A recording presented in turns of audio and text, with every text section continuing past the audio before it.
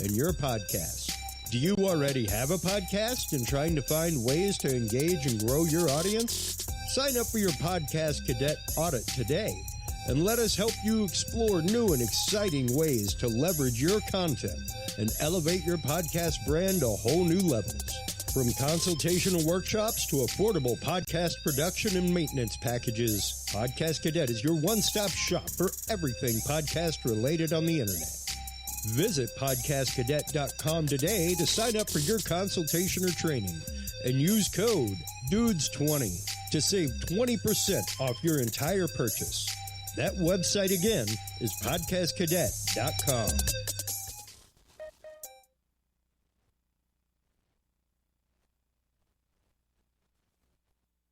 Oh, sorry about that. Speaking of issues there, Jared Murphy is our guest tonight. Sorry about the technical issues, folks. There is a little bit of an issue with our Facebook and live feed over there, but things are straightened out. You should have audio, all that kind of stuff now. Our guest, Jared Murphy, tonight is the author of It's Not Aliens, Worse, It's Us, Discovering Our Lost History, as well as owner of the website, notaliens.com.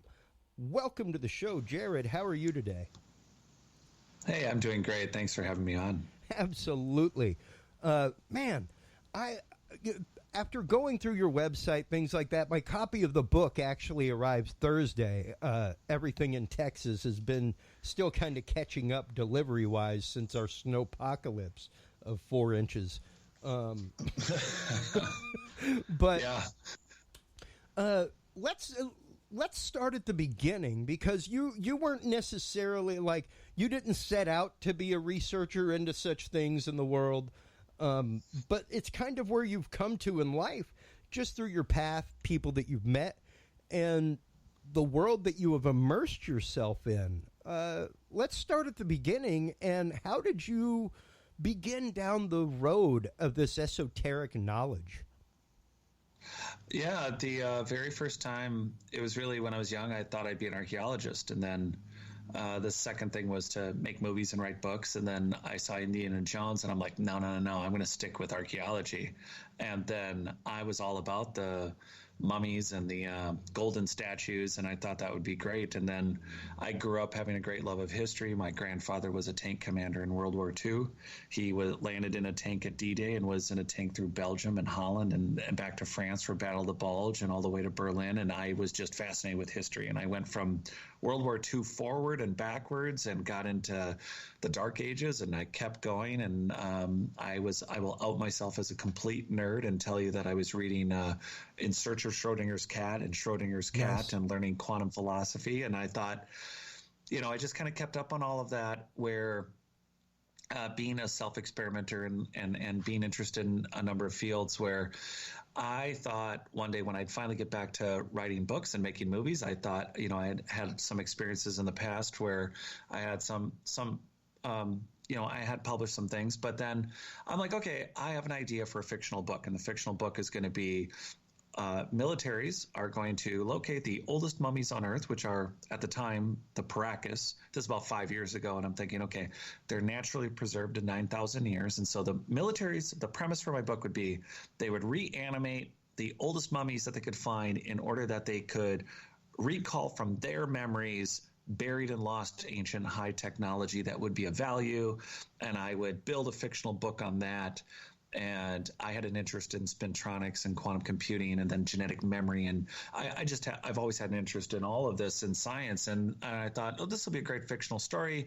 I'll weave it all together.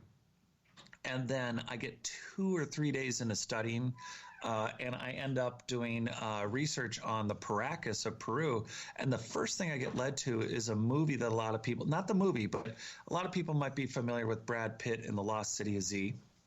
And yep, he plays Colonel Percy Fawcett, and he ends up in South. This is not going to ruin the movie for everyone, because you should know going in that Colonel Percy gets lost in the Amazon or gets murdered by tribal whatevers and ends up never returning. And I watch a documentary 2-3 days into my research, and they're on their way to the last village that saw Colonel Percy, who they still talk about at this village. And there's an archaeologist and this TV host that I talk about in the book that you can go look up and watch. And they stop along the Amazon banks of the river there, and they go into an excavated, probably about 12 feet deep, soil, and they say, "Oh, I just want to stop and look at this before we go to this last place Colonel Percy Fawcett's been seen." And it's called Terra Preta. It's an engineered soil. It's very mysterious. Over 100 years of scientific research of soil scientists have looked at this. They don't know how to make it. It's the richest growing soil on Earth.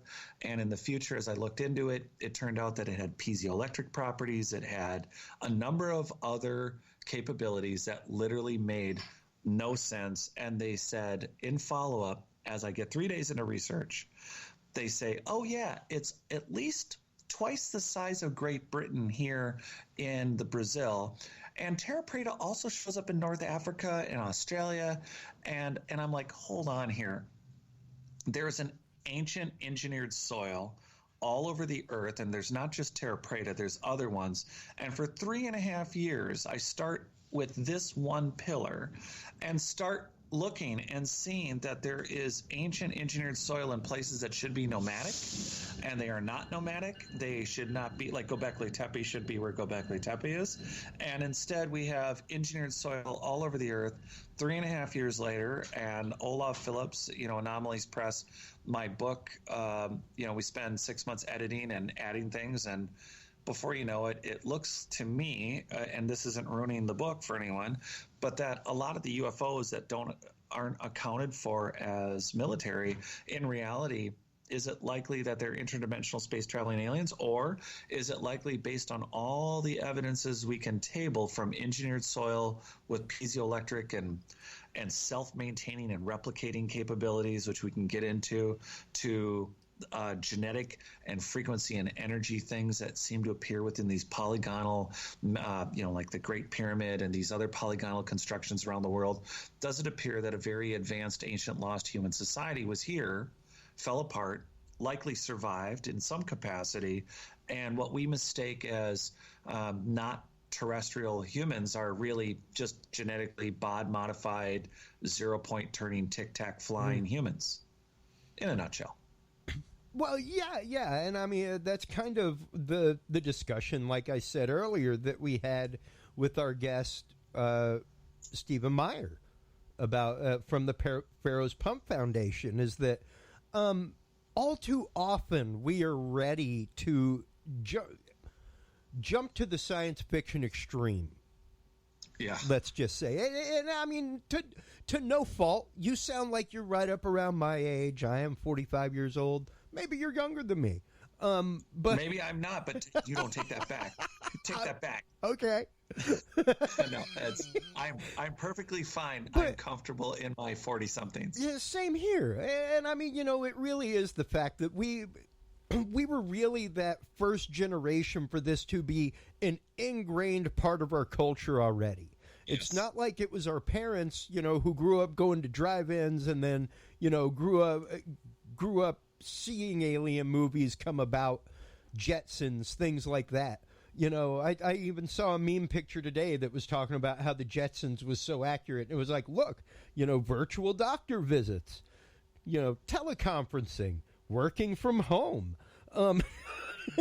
It was all kinds of stuff. But that was the norm that we grew up with. So for us growing up with TV shows like V, things like that, where we were introduced to the concept of aliens living amongst us. Perhaps some of these things aren't so strange, but does it necessitate the fact when it comes to ancient technology, ancient cultures, that it has to come from somewhere else? I don't necessarily think so. Don't get me wrong. I am a big believer. Heart and soul, Jared, believer. But I'm also like, hey, I'd like to see a little bit of science. That'd be cool.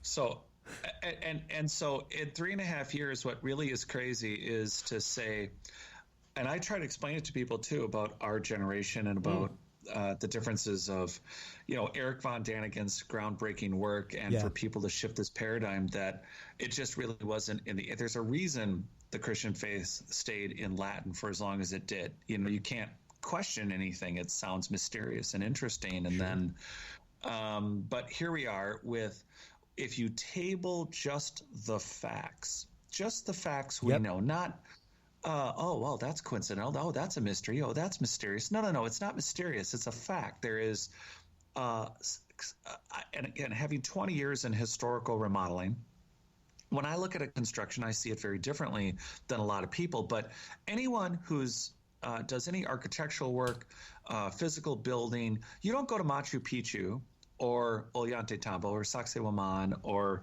anywhere in Egypt or anywhere in Angkor Wat, and you go all over the world and you see the exact, even Rapa Nui or Easter Island has polygonal masonry. Forget the giant Easter Island heads / full-bodied statues. There is polygonal construction and giant and small stone spheres all over the earth. And when we look at this, no one builds a building and then finishes it with river rock. Like you build 100 to 800 to 1,000 to 1,200 to 3,000 ton stone polygonal walls around the world. And then, you get bored, so you finish it with some rock on the ground and some lean-to wood with some guys at the Natural History Museum in loincloths banging rocks together. And you're like, that did not happen. That's just not how they built that construction. There were definitely, clearly, a rebuild period or a readaptation period. It is clear that this is a different. So then, if you strip away dynastic Egyptians, dynastic Aztecs, dynastic peoples like the Mayans, the Olmecs, the Toltecs, stuff like that, you get rid of all of them. And then you just, and I don't mean get rid of them, you just look at the fact that they adapted something that was much older. And how do we know this? What are the facts? Like, right to your point from the beginning, I come across Michael Cremo's really foundational work, Forbidden Archaeology. I think it's he went from spending 9 months to 10 years writing this book. And all it does is, there was a period of I was always confused when I was in college. Did you have an art history class? Yeah. Why was history art history and not just history? Why is, I thought the mummy in the museum at the Minneapolis Institute of Art, well, wait, is it art or is it history? Yeah. Why is it in the art? What I was always confused, right? And here what we have is the origins of archaeology started with Victorian people wanting statues on their mantles. That's how it started. And then nobody took it seriously. Well, the second they start taking it seriously, you have Michael Cremo reviewing not new, but paleoanthropological finds starting in the 1800s that show Aeolus, Neolus, that show anatomically correct human being bones being found in places like the Red Crag in the Mediterranean and in layers of the earth at 2 million, 5 million, 20 million. Table Mountain is his favorite space, and there's a couple Table Mountains in America, but this is the Gold Rush Table Mountain in California, 60 million years old. You have boot prints and stitch prints that even the Rockefeller Foundation looked at that was 150 million. And so the first thing we can table before we go, oh, that's a mystery, and say, well, sedimentary objects can sometimes freeze quickly, so we don't know how old that boot print really is. It may not be 150 million. Okay, well, let's just take paleoanthropological findings of humans in layers of earth that do not go and coincide with the Victorian era science of the theory. Again, it's a theory in quotes. It's not indoctrinated theory is not a fact. It's just a theory. But we look at everything through these lenses, and then and you and I are Westerners, so forget about those silly people in the East. They're funny little, they're Ganeshas and they're dancing Ganeshas. They're multi-thousand-year oral history that hadn't really changed. Never mind that. That is like the core of their religious belief. Yeah, don't discount over half the human population on Earth's belief in a religion that has nothing to do with Christianity and is only it accounts for millions of years of history. Yeah. Literally, they have an epic. It's not Some people would argue that the oldest religious items are, of course, from Sumer or Sumeria, and Sumer has the epics of Gilgamesh, which get translated into the Bible. Well, they started Sumerian, and there's cuneiform A and B. We have not translated B. We don't know what B says, and the Sumerian we have the Sumer. Cuneiform A that we have translated is actually from a Syrian king, and it's from his library that we found. Like, and by the way, there are millions of tablets. Not only cuneiform B has not been translated, but we don't have. You can actually get onto the database that has the cuneiform, and you can learn it. You can start winging it and start trying to help translate. Literally millions of documents that have just they haven't gotten to it. You'd think, they would put down the pot they put back together at the entry to Disney World and start excavating Disney World and maybe start working on the language. But there's a lot of distraction and misinformation, and there's some academic hubris. There's a lot of reasons not to. But what we have is these Hindu Vedas and this history that is accounting for what may be an eyewitness account of right now we have 150 tribes on Earth, give or take, that they live in jungles, they live in deserts, they live in Arctic regions, and they live the ways that we did 50,000 years ago. And so simultaneously, if we found these rock banging eoliths and neolith tools, and so we were primitive. It's like, is it just like today? You can go buy a very fancy phone and a cool Jeep. You can also find primitive people that don't use any of it today. Yeah. And if in 10,000 years, all of our metal and stuff is going to be readapted for something, or a pointy stick, and then you're still going to find the eoliths and neoliths. Right. It won't even be here. Like, there are Discovery Channel shows that go, I think it's called The End of Man. Yeah. And it's like 2 or 3 seasons long, but it's crazy, dude, where you go see like major cities like Detroit, and then they start aging it by like 100 years where there's no repair, granted. And that's pretty close to Detroit anyway. But it literally looks like World War Z wasteland. Like there is nothing there because our concrete is not made to last. Our steel is not made to last without maintenance, So, if we have millions of years of so we have actual records of humans in layers of Earth that discount the theory of evolution as we state it currently, that we modern anatomically correct humans only really appeared in the last 2 million years of evolution from being potentially monkeys and whatever. But then we have these paleoanthropological finds of anatomically correct humans that predate those numbers, and that means a number of things then don't add up for large polygonal constructions that look more like they predate dynastic periods. Well, we can dynastically say, just to wing it right now, to make it quick, is the Egyptians were around at least 6,000 BC, but the oldest Egyptians that spoke to the Greek Solon, the one that we get really the story of Atlantis from, when he was there, there's a king's list even in Egypt, and that dates back about, coincidentally, 36,000 years. Yep. And one of the things I came across, which was super fascinating, off the west coast of Cuba, they were looking for Spanish galleons and gold. Castro had actually approved about 15 years ago a team to go look for sunken treasure vessels. So they find an anomaly and they take a picture. It's all over the internet. And in future, for those conspiracy people, you can look into the fact that allegedly National Geographic bought the rights to the story and they've done nothing with it. But there is a city, and it's been photographed, and it has pyramids, it has polygonal walls, and it's 2,300 feet deep. And the last time that city would have been above ground would have been at a minimum around 55-ish, 50, somewhere in there 1,000 years ago at a minimum.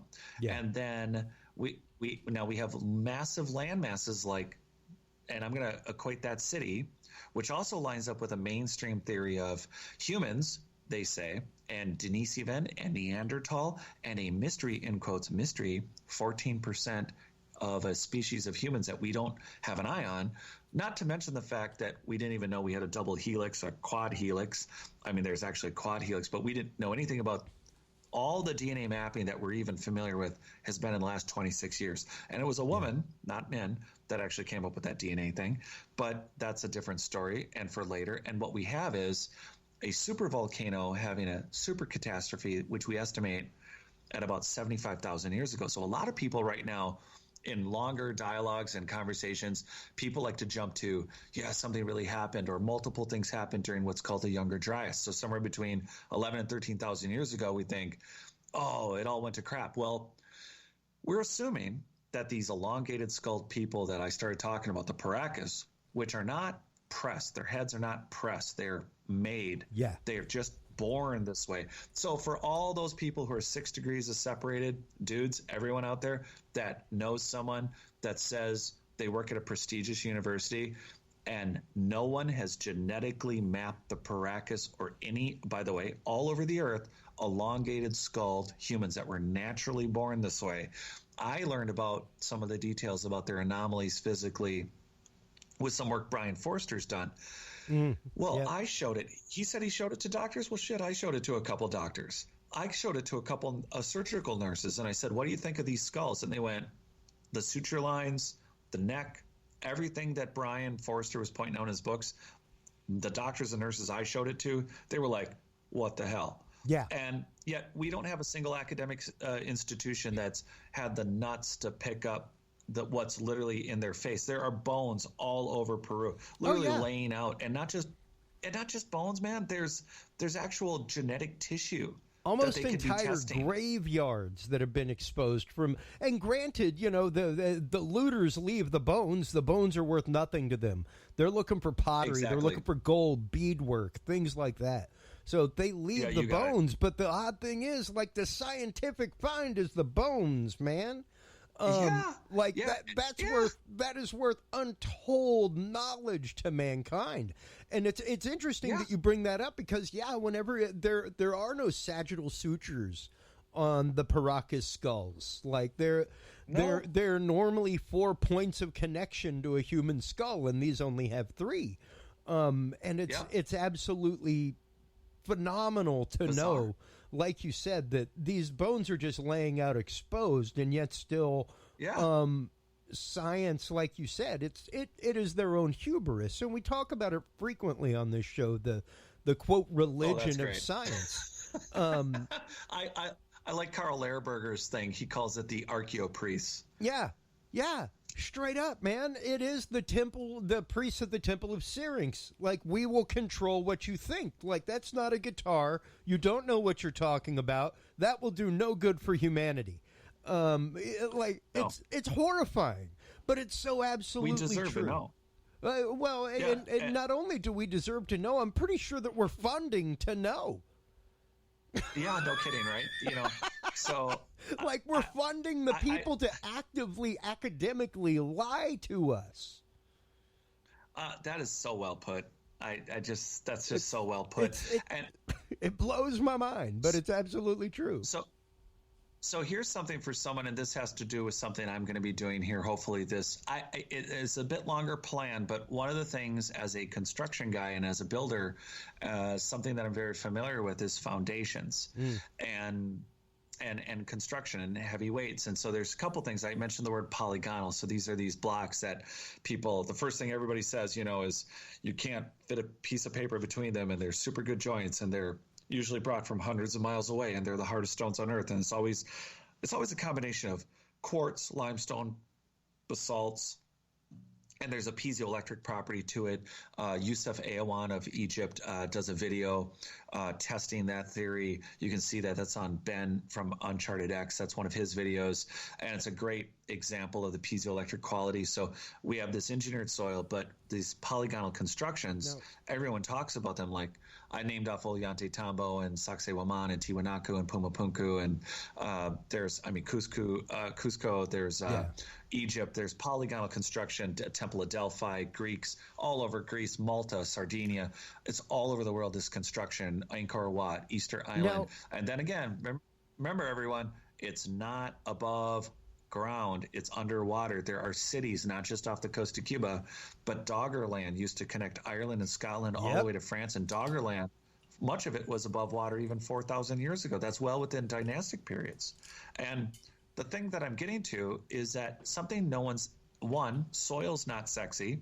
I think it is, but soil's not sexy, and neither is not finding the Indiana Jones golden statue with the mummies coming out with the snakes and stuff. So what no one's done, and I don't like to point out that I'm the first one to point it out.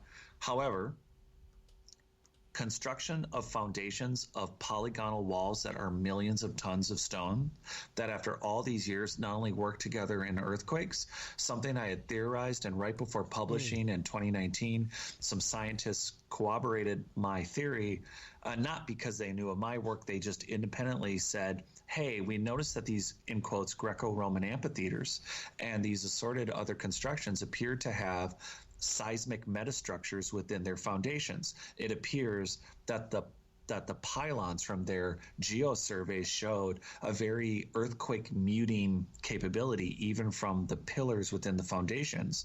And they cited that they couldn't help but notice, but the type of seismic metamaterials are anything from nanostructures, like crystals as small as a bead of sand, to as large as a stone sphere, that can act as a wave resonator to mute, amplify, or mute a wave, a frequency, for instance, an earthquake. So one of the things that I'm looking into right away is we look at the technology of these stones and go out of, like, we have no idea how they built them.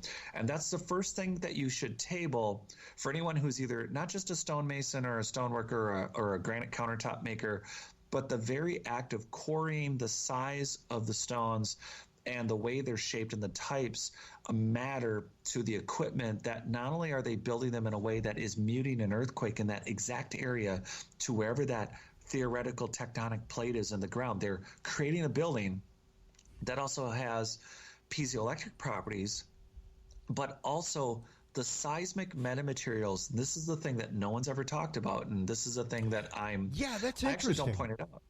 Because foundation material. Well, and a prime example is I'm bringing up on screen right now images of ancient Greek temples. And one of the things that the Greeks did, which was, of course, adopted by Romans, they borrowed a lot from their architecture, but was the interlocking column. And it was because, dude, they live on a chain of islands. They learned a little bit about stuff whenever Minos exploded, you know? So, they lost a pretty good whole society when Minos went down. So, yeah, they actively made their foundations floating. It was absolutely wild, and the columns were made with interlocking parts where you can see the segmentation here, but it was like a peg of marble that fit into a socket of marble on the bottom, so that whenever an earthquake happened, they could jostle independently, and it didn't cause a crack up the whole column. Brilliant technology for literally thousands of years ago, and an amazing concept that we even use today whenever you're talking about places like California. Japan, I know, was a huge progenitor in earthquake-proof buildings where they sit on top of shock absorbers, things like that. Yep, and they're right down to sifting the soil next to the building, creating holes. And what we don't account for in these buildings, because it's not looking for jewelry and gold and mummies, is that the foundation, the pre-compaction of under the polygonal blocks is something no one's taken a core sample. What if Jennifer Deo, a friend of mine, an archaeologist, she's like, Jared, it's mind-blowing because, Jared, you're the first person I've ever heard to talk about this. And what if one of the layers is a crushed seashell from 1,000 miles away? What if, when we just for everyone listening, if you build a house today and in Minnesota, we have basements, but not everybody has a basement. But when you even lay a slab, a contractor is supposed to pre-compact the soil, whether it's clay or sand or dirt or whatever you got in your area. But if you have a frost footing, you have to go down and then you pre-compact the soil that you're going to stick. So you dig a hole, you go down 4 feet, you pre-compact the soil that you then put class 5 on, which is like basically your average gravel road. Then you pre-compact it, and then you put sand in and you pre-compact it, but at the end of the day, then you pour a wall 4 to 8 feet tall. But we're talking about these millions of tons polygonal blocks sitting on what? And also there's a rule right now for all of you out there, 90% your pre-compacted soil that you put your foundation on, whether it's a floating slab, because you guys are, shout out to Florida, and you have sand, but if you have a floating foundation, it's still supposed to be pre-compacted to 90%. And first off, everybody can make a big fat 0 because most of the time, no one pre-compacts their walls to 90%. And that's why you have barely 100 or 200-year-old home, and it's like a fun house with like marbles. Yeah, it's a wacky shack. Right, but you have, even if you accounted for dynastic times, no one's ever stopped to pull a core sample of imagine if you're like, well, they appear to have built the polygonal wall on another rock wall. Well, what if it's pre-compacted to 100%? What if it's a geopolymer? What if it is 90%, but it's like 40 layers deep? What if it's 40 feet, not the 2 feet that we weekly do and frequently don't pre-compact? Yeah. Well, no one's done that work. So not only have I written, but I'm also out prepping for field studies, and we're trying to answer these questions because as sexy as soil wasn't, man, I am all about just the sexy foundation is something we have no eyes on. What if it's like 60 different kinds of crushed rock and components that made that polygonal wall sit straight still? Not just the blocks, but we use pylons, but they were using pylons, soil, piezoelectrically enabled engineered soil to not just grow food, but to, we have a lot going on here. And just for our audience out there, like I myself, I mean, heck, I modify pedals, build circuits, all kinds of fun things. I know what piezoelectric is. Let's explain that for our audience out there that may not know what that term means, because it literally does come from like right here, like quartz crystal, and the properties of crystals to be able to, under compaction, create a current. Yeah. And so one of the mysteries on these polygonal blocks is they frequently are using a mix of quartz, basalts, and limestones. And like earlier I mentioned, and I wish I had the link for it, I should have thought of it, but there are experiments that go on with what kind of currents can travel through stone. And why are they using these high quartz computer-like polygonal blocks? On one hand, so let's just say, based on paleoanthropological evidence, we've been here millions of years, and let's just say a very advanced, look at what we've done in 100, but imagine a society a million years ago, or in the Hindu Vedas, if we're taking them seriously, because we're not just all Western biased, but a highly advanced group of humans, they can control only so much. I mean, and then sometimes you just get godsmacked by a giant meteor, and so how do you manage a water rise of even 30 feet? Well, build with giant polygonal blocks, handle large water. But if you're using earth circuits like the Nazca lines, and there's acid levels like in a battery, there are conditions in which electrical current flows and travels. So if we have a soil that even at the lowest levels, just like if you guys are at home and you rub your feet across a carpet and you get static electricity, a lot of people in the computer world know that the reason they ground themselves before they work on your computer is that when you go and rub your feet in the socks across the floor and you shock your brother and your sister or whoever for funsies, that you don't even actually register at the human contact level. You don't register static electricity till it's above 10,000 volts. A lot of people don't know that. Yeah. And if you have this brings up keystone cuts, which are also all over the world, which is why when you have this large polygonal block that are multiple, like 15, 20, 30-sided, flat and perfectly fit together on every side, perfectly like a melted marshmallow. Yeah. Why is it you would need metal to connect between the stones? Things we don't ask. Well, we think, oh, it's to help them if they were moving and flexing with an earthquake. And okay, they're not really moving, and if they are, it's the whole building. And we make an assumption that the materials sciences stop at stone. So, side note, rabbit hole for everyone is, why do you assume that it's just stone they were good at cutting and moving, when the very instruments that would be needed to do that would also mean that there are material sciences for glass and plastic and finished materials and wood, and what they could do with 60-foot diameter redwoods would be as epic as what they do with the stone. But in order for an electrical current to travel between living things and or through the ground, through a building that has qualities of exactly what you find in your computer. You have your digital board, and now just plug, which you can look at in my book is the example of the idea of like Teotihuacan in Mexico is a good example of it. Looks like a basic circuit.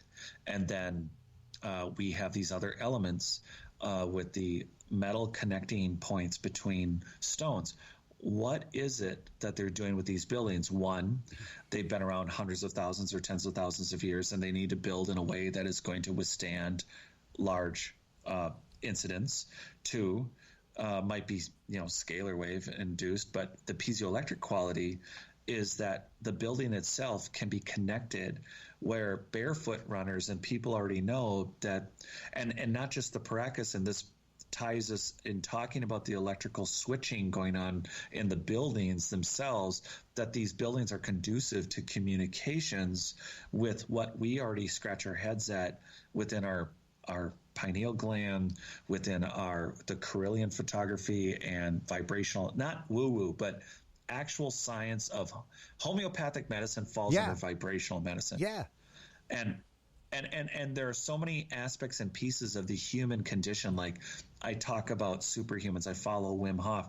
All of this connects to a human being that could stand in a building, and the building itself can be connected to the soil around it, which seems to be an obvious point.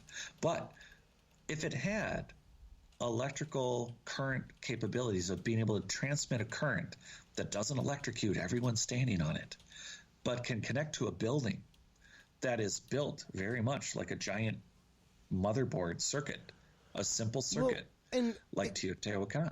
And here's just another thought. It just dawned on me a second ago, especially whenever you're talking about piezoelectric soil and compacting things to 100%, that would mean that if that soil was piezoelectric and it was compacted to 100%, that it would constantly be outputting. Right. And then we especially when you're talking about things like bone, stuff like that, like the whole concept of braces and the way that braces work. Not many people understand this, but it is actually the piezoelectric quality of our saliva. And the fact that they put thicker wire on one side of your mouth than the other so that the minor voltage conductivity of your saliva causes the bone to grow more on that side than the other.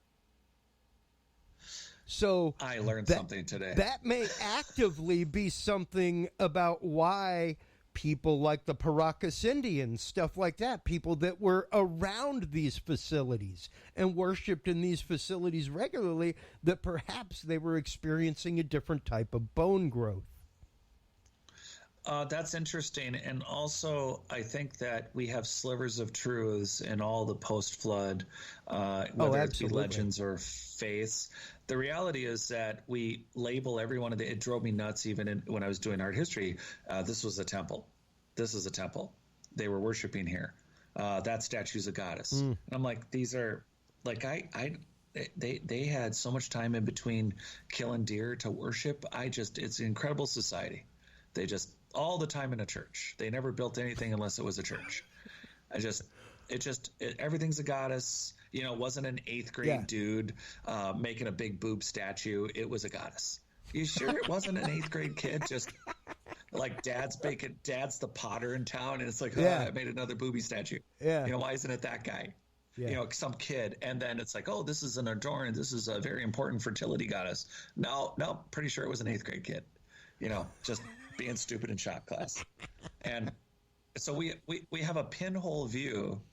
If you and a very myopic view when it comes to things, because we so entirely judge it by modern means, so entirely. I mean, even the situation that recently happened here in Texas, with the loss of electricity, things like that. Most people have no idea what it takes to power or power on or repower up a grid. They just know when they switch the light, it turns on. And if it doesn't, you get a new bulb. And if not, why is my power not work? There's always an answer with a virgin and a volcano. At the very least, a stopgap solution. Right. Well, we tried. Maybe we need a different virgin. I don't know. You're sure she was a virgin? Yeah. Was it a blood moon? Did you do it during the blood moon? Did you? Well, yeah. You. And with that in mind, especially talking about the religion of science, talking about I wouldn't necessarily say. It's hard not to say purposeful obfuscation. However, without saying that, with the definite ignoring of evidence that is there, or at least quandaries that should be investigated and hypotheses that should be highly looked at, to say the least. What kind of connection do you see with modern society whenever you look at these past societies? What kind of do you see any kind of wash, rinse, repeat going on in that realm? Yeah, I think that the best way I describe us currently on the surface of, I think there was a global society that crashed either naturally or through war or both, and the survivors, again, our modern sciences, Denisovan, Neanderthal, mystery 14%, a bunch of people all bred around 50,000 plus years ago. And I think that represents the beginning of what I would call what was once an engineered, terraformed planet, where those slivers of truths and did we used to talk to animals? Did we used to live indefinitely or for thousands, or at least as old as Methuselah to as old as an Anunnaki god or a Sumerian king's list, to like tens of thousands of years. We are in basically safe mode, like a computer that has basic BIOS function. And so you can get into the computer, you can probably get a new operating system loaded on it, but it's slightly broken. We have weird abilities like synesthesias that allow all 5 senses to connect, and not just internally but between other people, and wide proof of collective human consciousness. And without being able to go down all those rabbit holes, what we have are people making decisions with 10 to 15% consciousness, and that is far below a fully woke human race would be doing much higher level thinking. So when you say rinse, wash, repeat, we are living currently, as that whole thing you pointed out earlier, in a world of idiocracy. Oh, absolutely. And I don't think it's the thirst mutilator. Oh my gosh, it's got electrolytes. It's got what the body craves. Yeah, it's what plants crave. It's absolutely what plants craves. It's got electrolytes, and that's how we have literally in this. I will only say dystopian sci-fi novel that we're living. Watch currently how easily you can revert to the Middle Ages without even losing your electrical grid. Oh, we got people believing in electrolytes. Brother, I say it on this show all the time. Do not forget, people, according to all science, humanity as we know it's been around for what, 3,500, maybe 5,000 years, if you go by the Jewish calendar, So when you're looking at that, we've been here for just a smattering of time. And in that time, only 500 years ago did we collectively decide that the world was not flat. I know. Before that, burning people. For the last 4,500 years, my man, we were like excommunicating people. We were sending people out of the village if you said that the earth was round. That was like witchery. Yeah. You know, like, heck, I'm a absolutely. redhead, man. You realize why there are so few of us? We were like burned at the stake. No, that makes sense. You guys, you're a ginger. If that's the case, no soul. It's not that we don't have no soul. It's that we have one for every freckle. Oh, that is just evil. In which case, I feel like it's a waste of wood. Don't burn you. It's just, that's right. Yep. But that's yeah, it. It really is this archaic mentality, and it's absolutely wild to know that, like I said, wash, rinse, repeat. And it's kind of horrifying to know that, the same way that, quote, the prophets of old were running around and going, hey, if you don't stop doing this horrible thing might happen. Wow, you're a crazy person. And then the horrible thing happens. And here we are, and don't get me wrong, I was no fan of our former president, no fan of our current president. But whenever you hear about people like witches from across the country getting together as a coven and casting a spell against somebody, it's like, wait a minute, isn't that like totally against what you believe? And then you wonder why the world has gone horribly awry.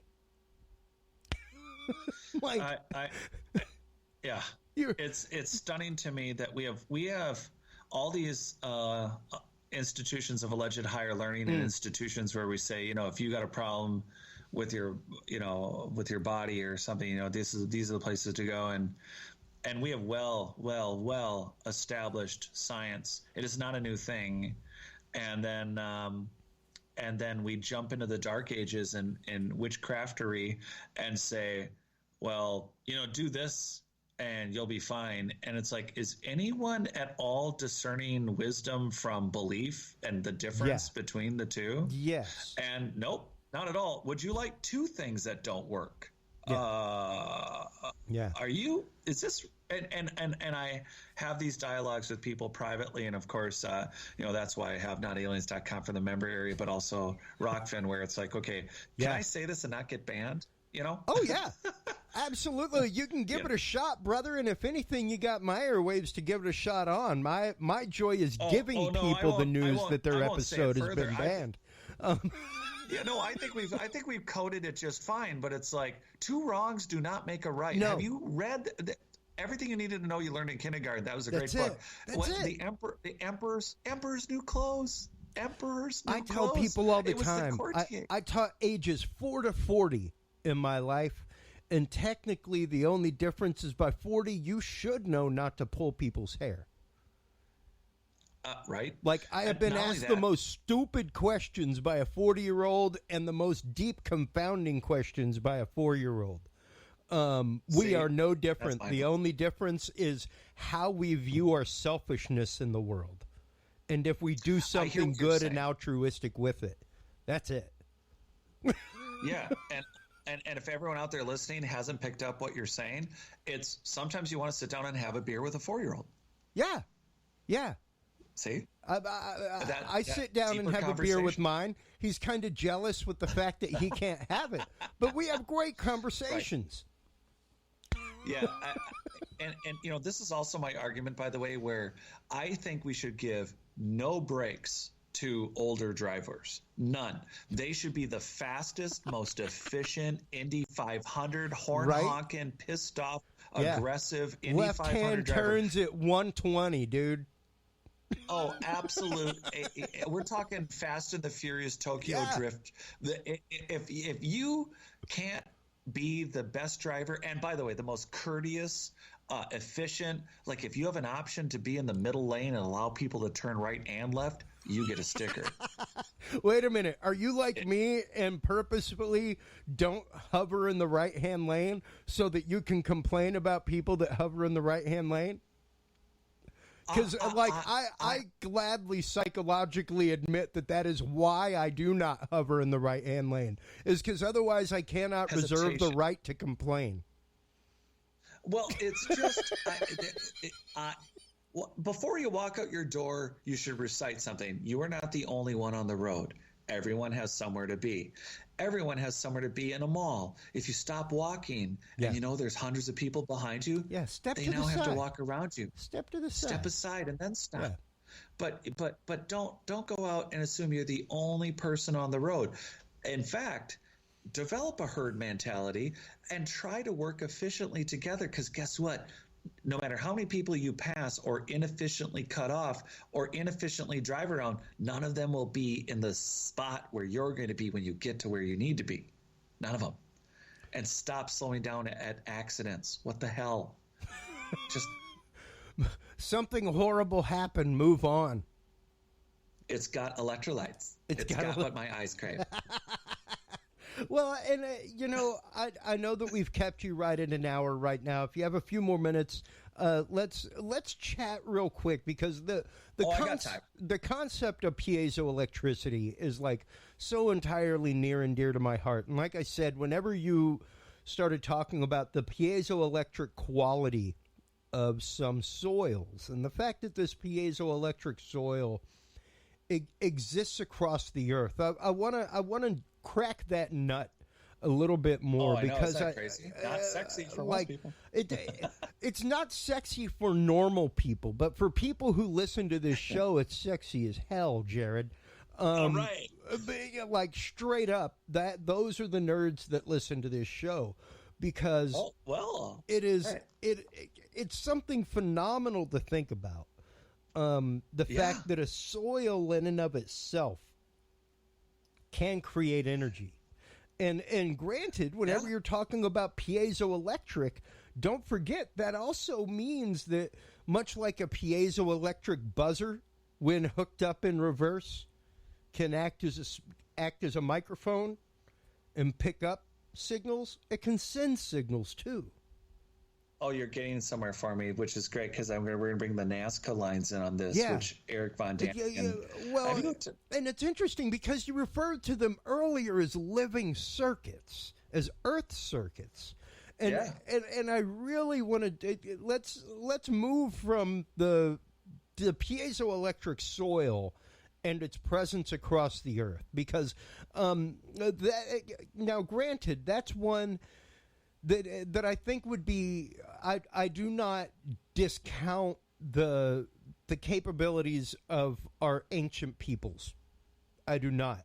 Good Lord, there is cocaine found in, or coca leaves rather, found in mummies in Egypt. They only grow in one place.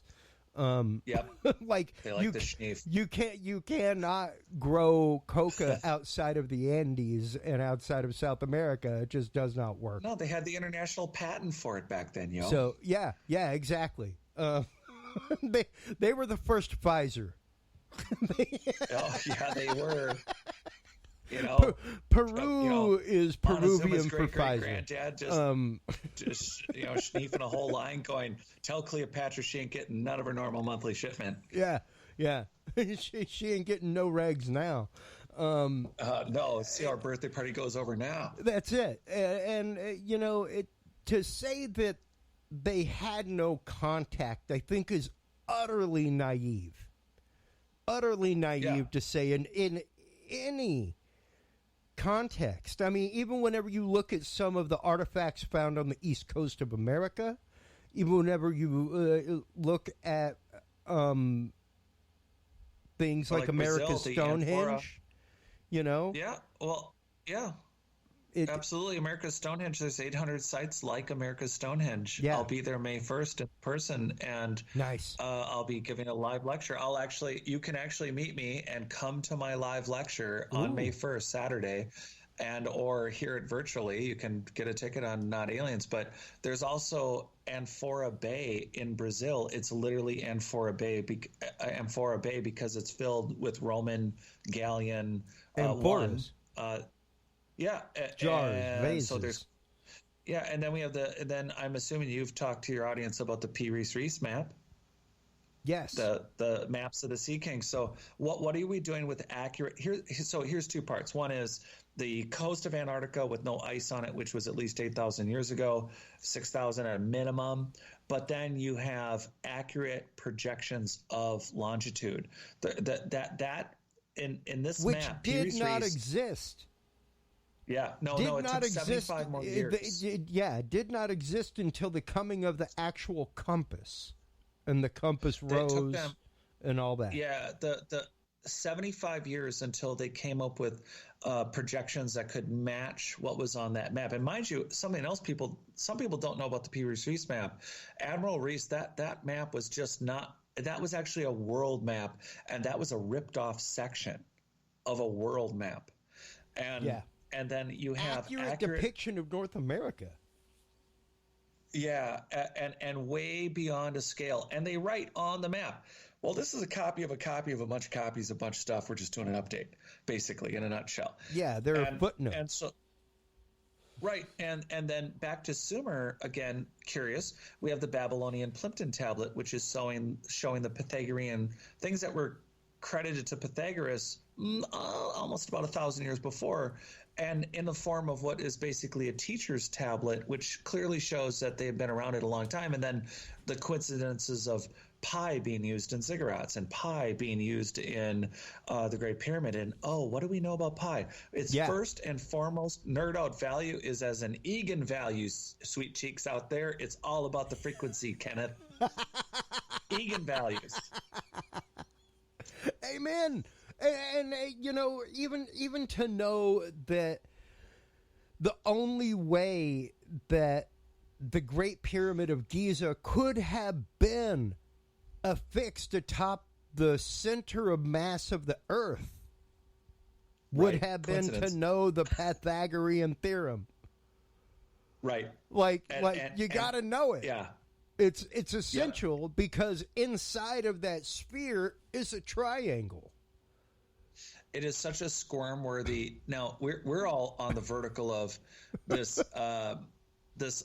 So you have Eric. I got to meet Eric Von Daniken a couple of years ago, and we got to talk for a while. Yeah, it was really great. I got to talk to him for a while. He was very generous with his time, and he said, "Jared, I got to do because I'm an honorary citizen of Nazca. I got to do a test of the the currents in the Nazca lines. Wow. It's real. It's there. Not the monkey spider stuff. That's all graffiti from later dynastic cultures. It's all interesting. That's great. It's a giant monkey. Who cares?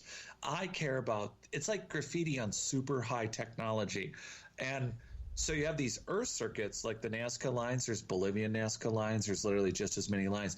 And he said, we tested it. There's definitely arsenic. There's definitely the same material science within the ground that shows that the ground was treated, and it seems to be intentional. And so if we are doing a giant Earth, and right now there's I've read Born to Run by Christopher McDougall, and they talk about the science of, just as a reference, great book, fun book for people who like to read, but you have the grounding effect everyone knows in mainstream science of just the electron exchange.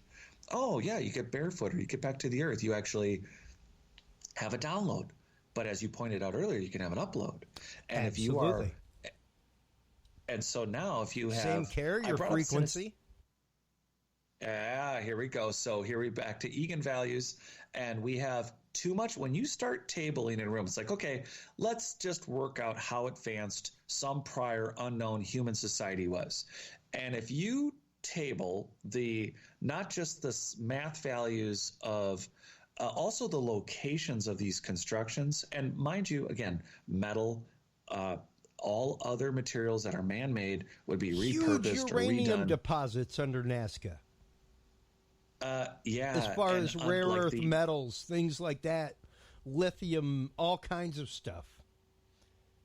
And we think of it as, well, yeah, you pull those things out and you use it in a little pocket device. Well, these people were using it on a global scale. Yeah. With not just their buildings. I've got one even up right now that is straight up I'm trying to remember. Good God, Benjamin Lone Tree would kill me. The Vlotsky, the Vlotsky spirals, that basically help generate like rare earth energy, that help generate 8 hertz, stuff like that, where you've got the concentric spiral. And exact same thing in the Nazca lines. Whenever you start looking at the Nazca lines, like the circle of the sun, stuff like that are, and of course, the traditional Nazca lines of the tarantula and all that kind of stuff are wicked cool. The monkey, the spaceman. Yeah, they're neat. All they're super amazing. Neat. But man, when you start looking at the geometry of things like the circle of the sun and start seeing straight up mandalas in the desert, like, and even the kinship of the way a mandala looks to the way that CERN, like the Large Hadron Collider, things like that. Like, and also the mandala that matches Ohm. Yes, they had Ohm, and how did they know that? And it's like, well, there was just enough monks, and they chanted, and someone saw something vibrating, and they sorted it out. One of the things I was fascinated about as a kid was cymatics. So cymatics is my jam. Oh man, I was as a kid, I was fascinated. One of the things that I was curious about was the complexity of the patterns of Corinthian columns to textiles in clothing. Why mandalas no different? What if, as a technology degrades, they knew the pattern of the circuitry, or they knew the pattern of the frequency, and they embroidered it, and it became it ultimately became an artistic fashion, but that was not the intent of the original purpose of the Om mandala. It wasn't supposed to be ethereal or esoteric. I'm going to say it on here mainly as a means of copyright. We're gonna consider this a poor man's copyright, okay? Because if anybody steals my album, I swear to God, I will come teabag you so hard. And then our lawyers will talk. But the teabag comes first. But I am actively working on an album right now called Within the Rocks. And the concept, I do a lot of strange, esoteric electronic music, things like that. Oh, that's cool. And the concept is behind all of these petroglyphs across the globe are similar geometric patterns. Yes. And when you look at them, like if you're an electronics nerd like me, and you do like singular synthesis, where it's like, yeah, I got a square wave generator. Some of these things look straight up like waveform generation. So the concept is, what if these artists were synesthetic and were actively showing us the waveform of the sound that they heard? And that's where... My friend, I am taking the images, tracing out these forms, and then putting them through an algorithm that turns image into music. And the sounds that come out are amazing. Amazing. And so imagine these Greek-Roman, in quotes, Greek-Roman amphitheaters, and everyone's, they do a tour and they crumple a dollar bill and say, see how you can hear it everywhere? I heard a match light from the top of the amphitheater in Delphi. A match. Yeah, and what if it was actually a on center stage for receiving? What if it was you receiving, like Anthony Holland's work, Royal Rife's work that Anthony Holland picked up and cured MRSA, destroyed leukemia, destroyed all these cancers. And what if those are actually receiving centers? You and I walk in, you have a cold, I have cancer. But we sit there, we're not just watching a play, we're receiving frequencies and waves that are healing by the group. Well, especially whenever you're talking about ancient Greek theater, things like that, you had things such as the chorus that were chanting in the background. That kind of stuff, right. as performance went on, even. And this dynastic work, when we look at, oh, by the way, geek out on the giant megalithic stone spheres that everyone thinks, oh, there's these stone spheres that are 64 tons, the one they found in Bosnia, and then Costa Rica, most famously, that's where they started with the banana plantations. They're like, well, if you're really important, and then for a while people were saying, hey, they're perfectly round, and then someone started to point out, well, they're not all perfectly round, but they are very interesting. Well, that was also some of the scientific papers I quote. They were doing experiments with 1 by 1 meter by 1 meter stone spheres, and that's where they came up with the theory of wave resonators as these stone spheres. And I want to point out, especially since you're a wave, especially with the music in the background, you see where I'm going. I think the spheres were different sizes and shapes based on the waves they were supposed to be, like a series of bells in a tower. And so what they found, even oblong and things like that would make things resonate at a different frequency, especially when put inside of the same space. Exactly. And what they found in the studies that they were doing, as in reference to seismic metamaterials, which is the studies of things that help buildings not fall down in earthquakes, was that if you put a series, not one, but a series, and I include the photo in the book, not to scale, but to place a series of stone spheres under not one building, but a whole city complex, that they would work to cancel or amplify, i.e. wave resonators, because these stone spheres, thank God people were greedy and decided that gold or treasure was in them. They started blowing them up. So we have two things that we get to do with stone spheres that any of you out there that are near them, because they're all over. They're from the Arctic to China to Costa Rica. They're in Bosnia. They're all over the world. And by the way, some are as small as golf balls. But the question about the big ones are in New Zealand and in Mexico, they started busting them open because they thought that there was gold and stuff in them, but they found out that they were hollow. And the deal is, what are they cast out of? What does that material science say? Do they have a surface skin on them? Yeah. Is there any nanoarchaeological evidence of that? And then the shapes.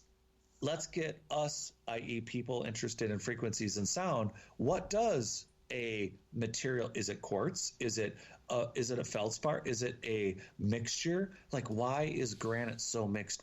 Well, we could geek out, but the point is, what are the shapes of those frequencies that these things are amplifying or muting or receiving or sending? And how does the hollow center affect the muting and or transmutation of that wave? And how is it affected around this electromagnetic soil around it? I've got some data pulled up on screen right now from Cornell University. Dynamics of an acoustically trapped sphere embedding sound waves. Now, this would be pretty much what we're talking about, an acoustically trapped sphere inside of beating sound waves. That would mean like a couple of spheres vibrating against each other inside of a cavity, anything like that. And a focused acoustic standing wave creates a Hookean potential well for a small sphere and can levitate it stably against gravity, exposing the trapped sphere to a second transverse traveling sound wave, imposes an additional acoustic force that drives the sphere away from its mechanical equilibrium. The driving force is shaped by interference between the standing trapped wave and the traveling driving. So, wild stuff. Talking about dudes and beer, levitating things against. This is Cornell University, man. And no one said, "What about all these giant stone spheres that look kind of like eggs and stuff?" Where is this? Why? And this is why we have these conversations, because it's like, why the hell do you hear the same 8 stories every friggin' day when there's crap like this? Dude, once again, I have it up on screen. Submitted. I'm going to enlarge it on screen, folks. Submitted August 29th, 2020. This was the day after my birthday. How did this even miss my radar? Because my radar is like a wide swath for crazy stuff like this, my man. But the fact that this skipped my radar is amazing to me. But the fact that it didn't make mainstream news is not. No, but I've been thinking about this stuff forever, and I've been going down this road now for 5 years of a very advanced group of humans were here. They had genetic technology. They had all the ancillary technology that matches this technology, and somehow they survived. And I don't think it was the smartest of the group. I think that it was a hodgepodge. Like, again, you lose a power grid. You want to revert to the dark ages and wear two things of something that don't work to begin with. You can do all that, and before you know it, you have a society after a few massive cataclysms and some war, which has been witnessed throughout the ages. The reality is that you could end up with a society that had to rebuild their very own high technology, and when they've left the surface, you could easily identify someone that has adapted their body to 0.25 G turns in a tic tac to having smaller, large black-eyed infrared scannable wave frequency eyeballs that have direct mind control to their flying machine, which is really just human technology, and they genetically modded. But getting back on the mind-blowing, dude, that is exactly what we need to get you on with Mike Turber. Because our whistleblower and friend Mike Turber from 5x5 News, who we talked about at the beginning of the show in our Facebook news section, that is what he and I have been saying about this Tic Tac UFO thing the whole time, is that every bit of action shows that they were not intent on engaging this at all. Here was a craft that was in our water, unresponsive to command. Typically, that would be like, hey, somebody scramble an armed escort. No, instead it was follow and observe. And after they got back, like, one branch of the military hopped onto the other branch of the military's craft and said, give me all that data, and just took it away.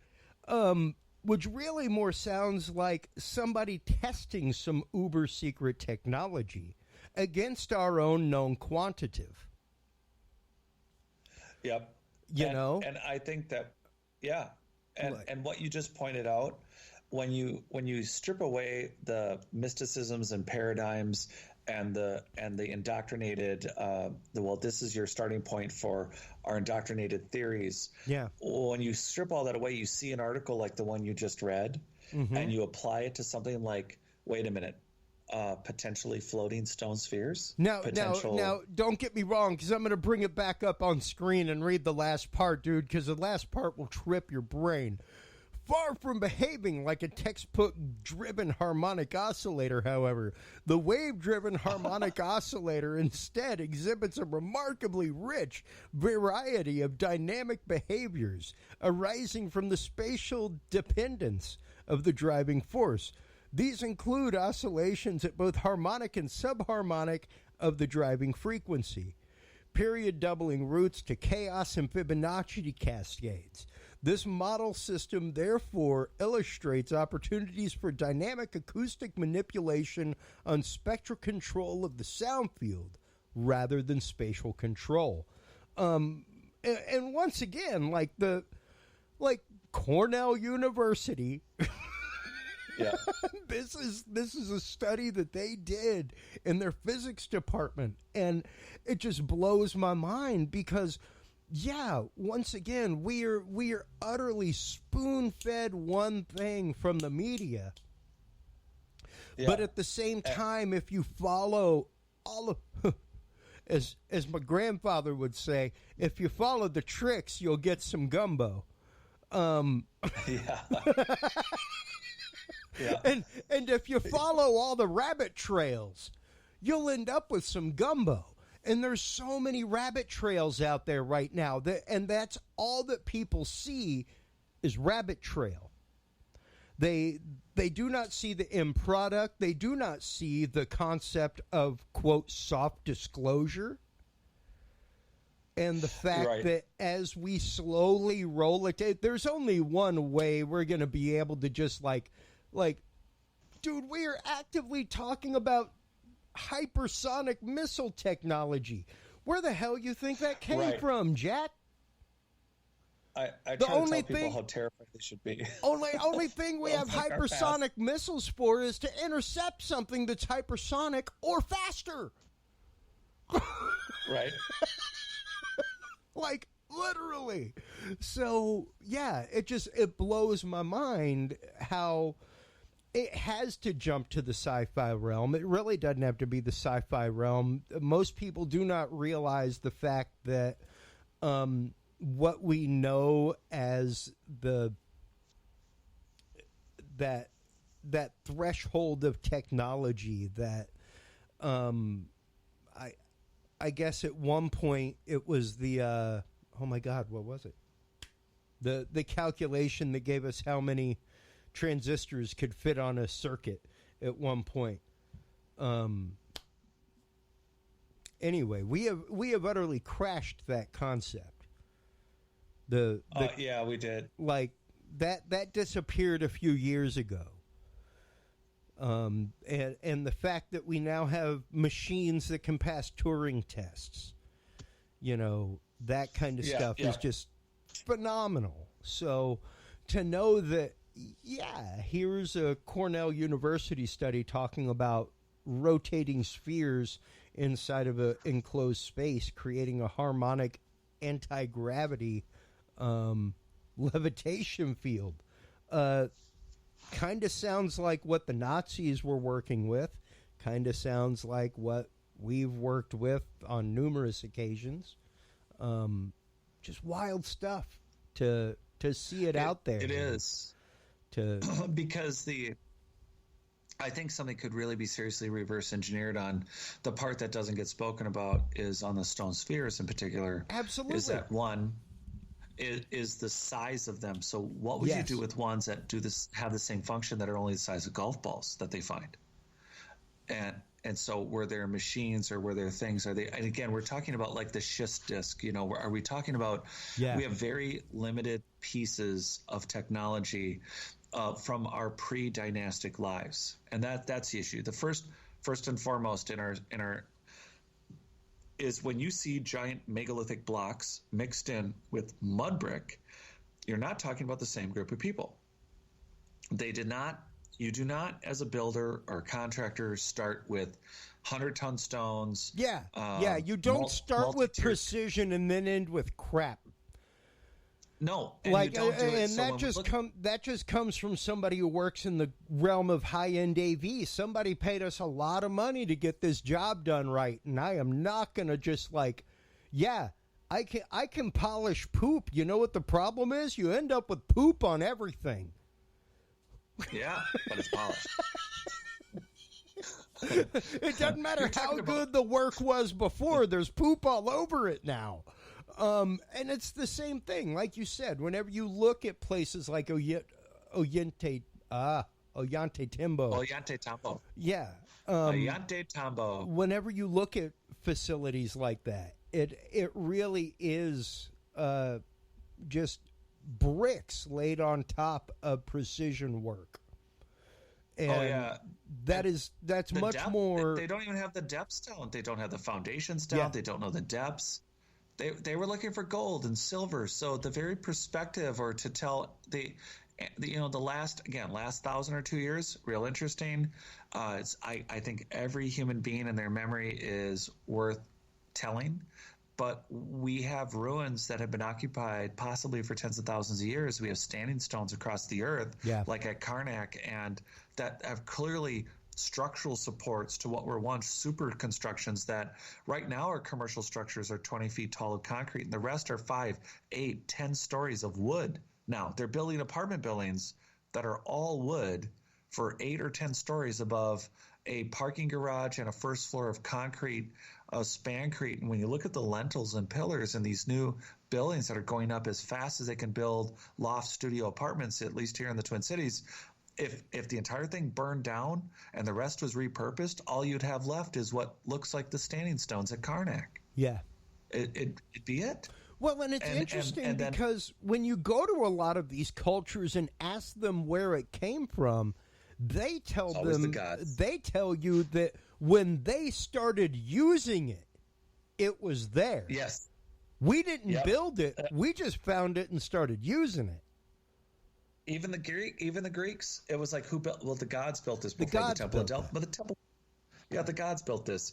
It's everywhere and all the time. And then either way, it's so the memory of the actual peoples that were using it originally, so when I've been only recently discussing this, is that, folks, we need to stop looking at, not stop looking. We need to know what happened around the Younger Dryas, but we kind of think that before the Younger Dryas, that's when this society was still earthly supreme. And I have a feeling that the reason that city's off the coast of Cuba at 2,300 feet deep, and the reason the recot structure is now 7,800 feet above sea level, the Eye of Africa, is above water, even though it shows signs of being a bay and being at sea level. And Lake Titicaca in South America is at about 12,600, 13,000 feet.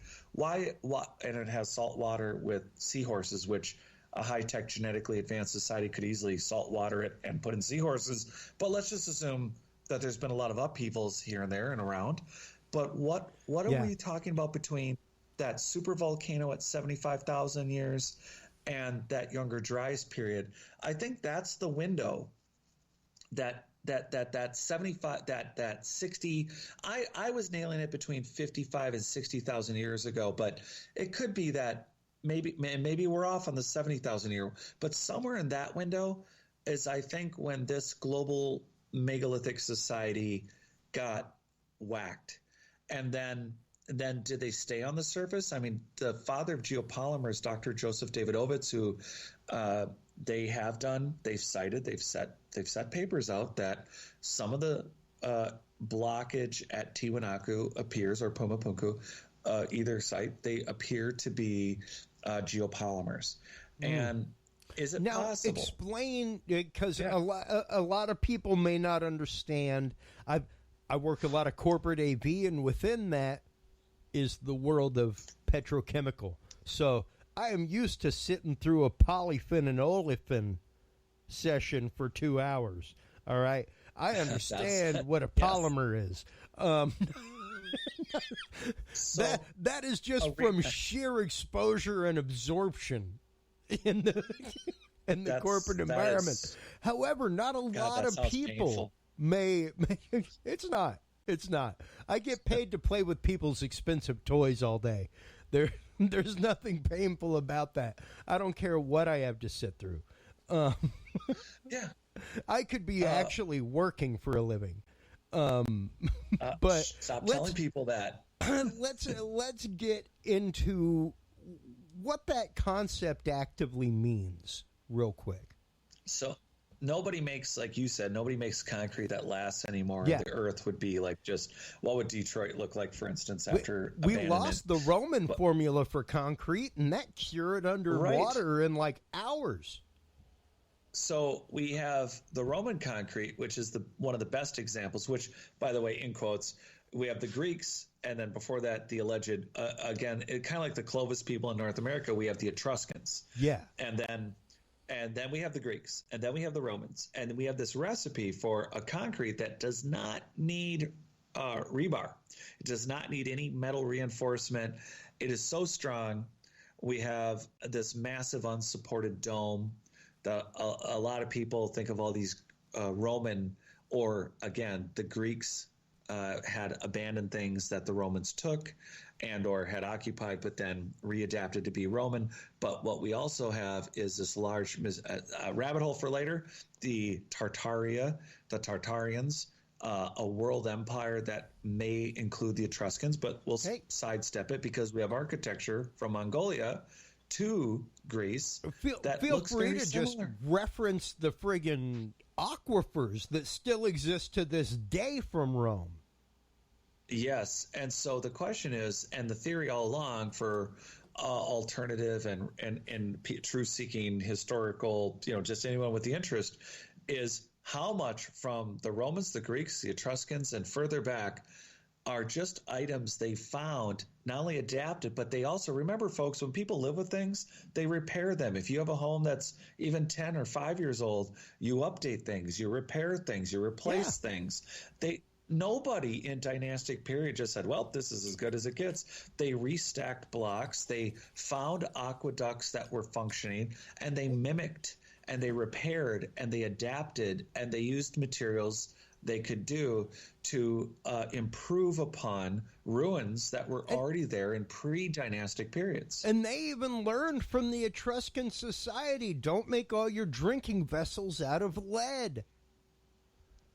You would think they would have. It doesn't have electrolytes. It does not have what plants crave. But yeah, so they learned from each other. They learned from their own mistakes even at the time. But to know that they, even to this day, have one of the best mixes of concrete known to man. Right, which... Yeah, and so we think, I know there's been some articles, but I've not seen any scientific articles on it, that we think we sort of worked it out again. But still, we're building skyscrapers, and we are for sure using rebar. These people are building the largest domes and stadiums, and they're doing everything they can with a recipe of concrete that's not only so strong, but here's a mystery item. There are bays that have been found in the Mediterranean that are no longer bays, but there's been material science researchers that have been more open in Europe, I feel, in the last 5 to 10 years, that they're testing and they're saying, well, okay, it turns out that this is not a new bay. It's, they've tested things that appear like Teflon, that have qualities. Geopolymers are things that are added within concrete that make concrete stronger, or work underwater, or work in cold, or work in heat. Yeah. And again, there's a chemical reaction. So geopolymers are additives that Dr. Joseph Davidovits came up with, and brilliantly came up with in the early 70s. He won the highest science awards that France can give. He still runs the Geopolymer Institute. It's kind of weird, but it's like the god of geopolymers literally still lives. And they had looked at some of the materials that were within. Very famously, there's these things called the H blocks, and they're just a piece at Tiwanaku that that appear to be cast, and because they're different sizes. And at first people thought, oh, they're all the same size. Well, they got pointed out that they're not the same size. But the point is they look like a piece of a building, a construction, or architecture. They look like the letter H.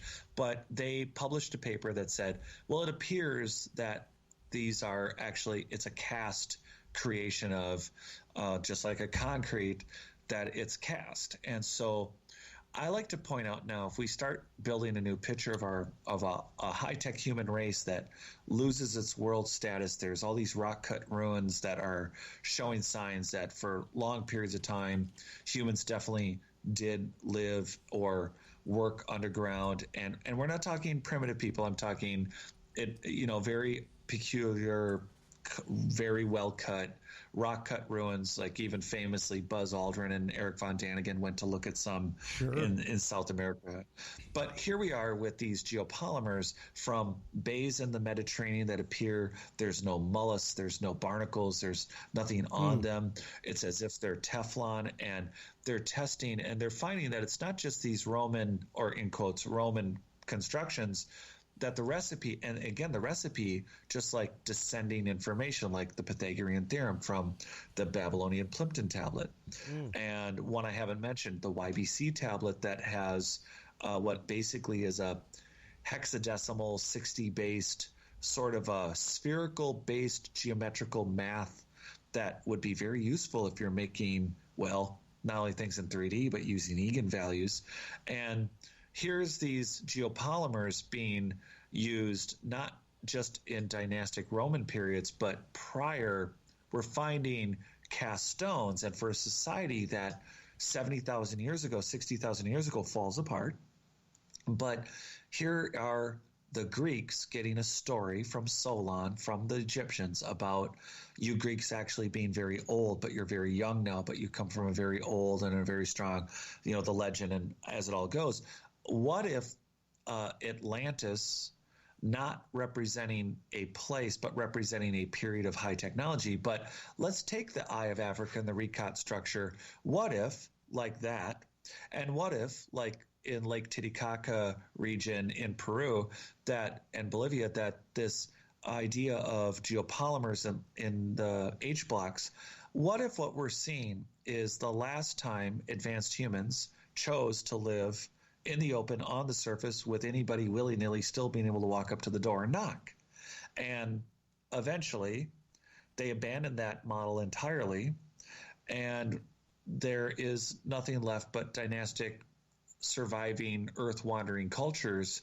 And ultimately, the H blocks and Tiwanaku and Pumapunku and Ollantaytambo and Sacsayhuaman and everywhere that everyone like Cusco, all the places in Mexico and Central America, Guatemala, those 60,000 buildings that have recently been found in LiDAR scans. What if all of it is dynastic peoples rebuilding, readapting, abandoned high technology sites? Meanwhile, a smaller group of more advanced humans that decided, we can't reconnect this global circuitry. We just don't. We need to have a certain amount of total human RAM. We need to get back to a human population that we're just not at yet. So, we can't help everybody. And, the last time Bill gave them religion, look what they did. Thank you for the whole Aztec, murdering God thing, Bill. Yeah. Yeah. Hope you enjoyed all the hearts. Yeah, it's like Valentine's Day wasn't supposed to look like that, Bill. And it's yeah, that's not what we meant. And I've actively got the Geopolymer Institute, geopolymer.org up. I'm not sure if you're aware of their work. Yeah, I have tried to get on Conflict Radio. I co-host, and I've been wanting to get Dr. Joseph Davidovitz. He does still do interviews. And Bro, let's just pincher move him. Oh, God, whatever we can do, man. If we can body slam him and tag team this. Straight up. Oh, that'd be brilliant. Straight up. Because, it's an interesting concept because I have never, and, granted, the concept has been floated for years of high-energy molten rock. Yep. Using high energy frequencies to melt the rock to get the fitting that exists in these Neolithic huge structures. Yep. Just phenomenally huge, even to scale on modern humanity. Huge. But to see the work that they have put forth, and let's do it. I'll do it. Yeah, because he did a whole thing on, because I do talk about this in the book. He did do a theoretical look into the Great Pyramid, and they found instances. So this is my point about long-term use and repair and management, whether it was some sort of scary hypersonic scalar weapon or something else. Or internal issues. The reality is that take a hypersonic scaling weapon if you're using piezoelectric earth and compacting it to 100%. Yeah, and what if you've got a problem where you need to, and you got to be able to patch things. So when they are confused about, like the Great Pyramid, they're constantly looking at it going, well, it got built once. Yeah. No, it got built and then it got managed and repaired and maintained and got new siding. Yeah. And during that period, Dr. Joseph Davidovitz had put out the theory that, what if the whole thing, there was the theory ruminating that maybe the whole thing is just a giant pile of concrete. And so they test a few pieces and they find, it turns out there is some geopolymer here. But what we don't know, and it looks like it's a pre-dynastic patching. Well, it was backed up by two others. One, it was backed up by an Egyptian scientist, and it was backed up by a Yale scientist, independently saying, there appears to be geopolymer patching at least in use on this structure. And now you have Tiwanaku with indications of geopolymer, and that doesn't make a lot of people happy. I can see quite honestly, and like we talk about on this show all the time, and even with guests outside in private conversation, how it can unrest the boat, even in the camp that you're in.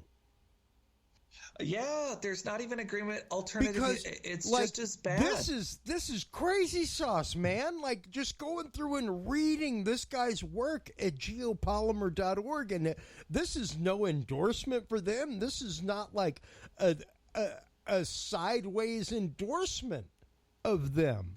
But this is literally what popped up when I started doing what I do on air, which is just Google stalking stuff as we talk about it.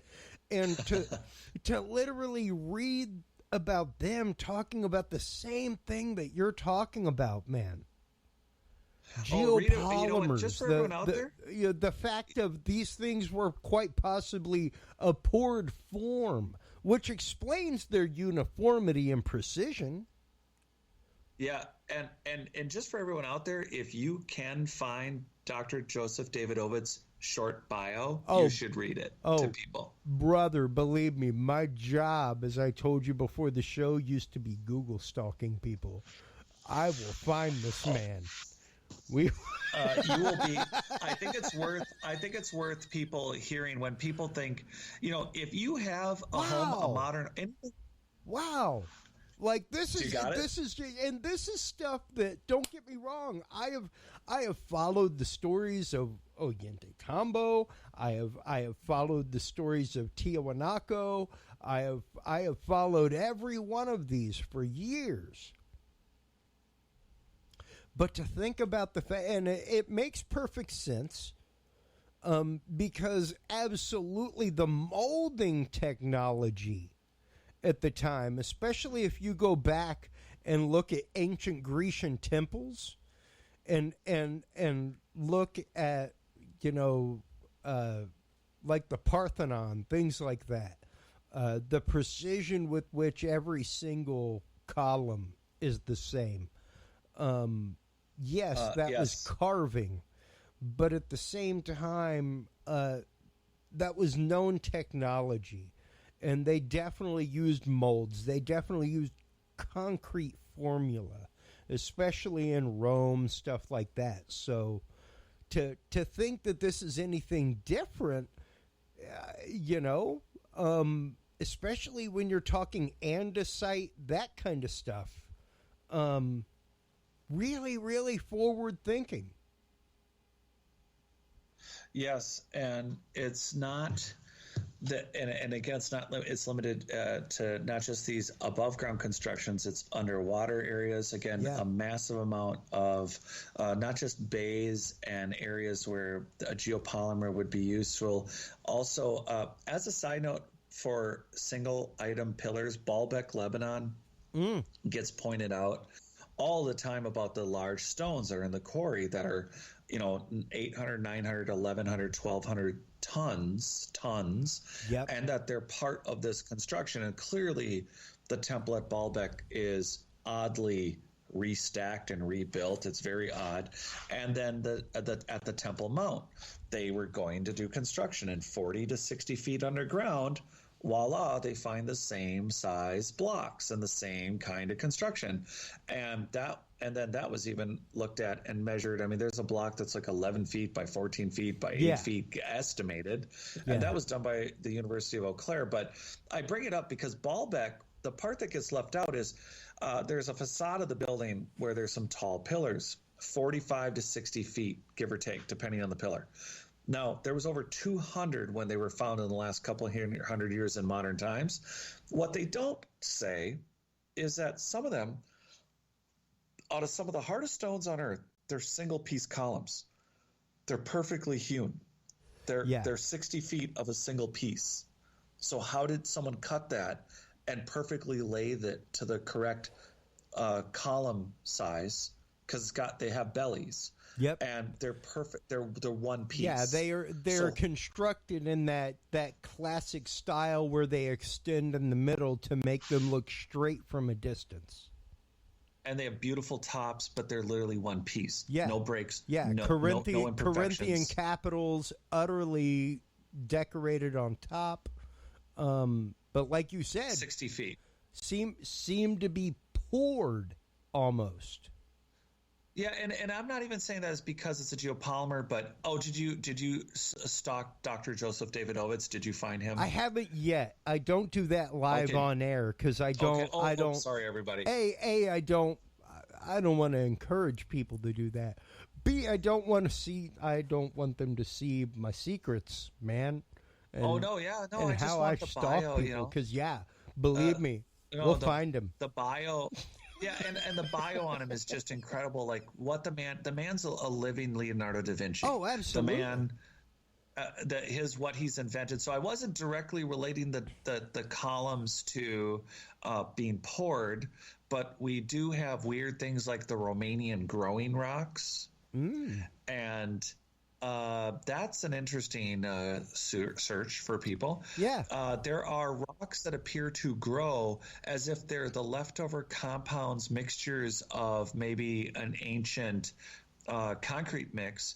Also, another weird thing, and for all those geologists out there, it's an odd granite is not a thing. Like lava is a thing, but granite has an odd consistency of a number of different crystals and stones. Yeah, it's feldspar, carbon, quartz, even like living here in Texas. I grew up granite all over the place, specifically the pink rock, the pink granite of Texas is highly sought after. It's what makes our capital look the way it does. There's a lot of rose granite in Egypt. Yeah, slightly taller than the U.S. Capitol. Rare note. All right.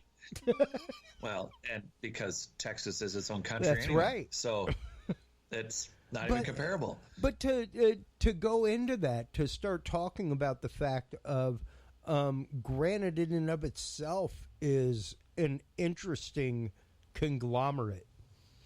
Isn't it? In the way that it's formed, in the way that it happens. And that's the interesting thing. We don't actually have a solid explanation on that one. Really? No, but, not geologically in the way that it happens, in the regularity that it happens, and in the way that it happens. That's awkward, isn't it? Yeah. It's just weird because I'm a rock hound, and I love rocks, I love minerals, and granite is one of those things that it's just weird. It's just this weird thing that just kind of happens between quartz, carbon, and feldspar, and in different combinations. And really the only thing that varies is feldspar and the quantity of the three, and the type of feldspar. Right. And and this is just one of those cases of give me just a theory on the hypothetical surface geological, what mixing machine got it to these quantities, and when you slice pieces, how did the earth jumble it randomly to this consistency? I don't have it here in front of me, otherwise I would show it to the camera, but one of my favorite places on earth, hopefully, God willing, someday I will be like Art Bell, and this show will be coming to you from Marfa, Texas. But one of the formations there is, because it's a very volcanic area, things like that, is chalcedony. And it occurs in almost the same kind of formation where it's rapidly cooling magma is what causes granite, things like that. And the minerals that are around it are what cause the coloration and the sedimentary type of feldspar that is there, whether it's gray or pink or white or what have you.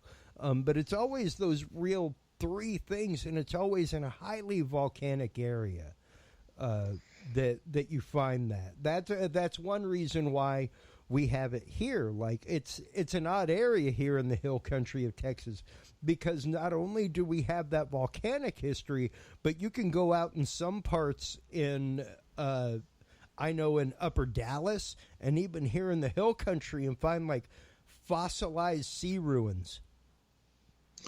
Find like fossilized shark teeth, stuff like that. I got to go to Coral Castle for the first time. Oh, God.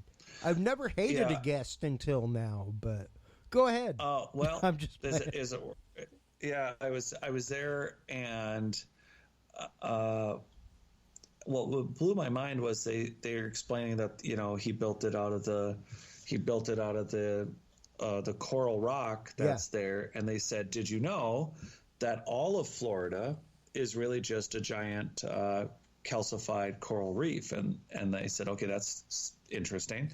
They said, well, at this point right here where Coral Castle is, at this point, it's 4,000 to 4,400-ish feet deep.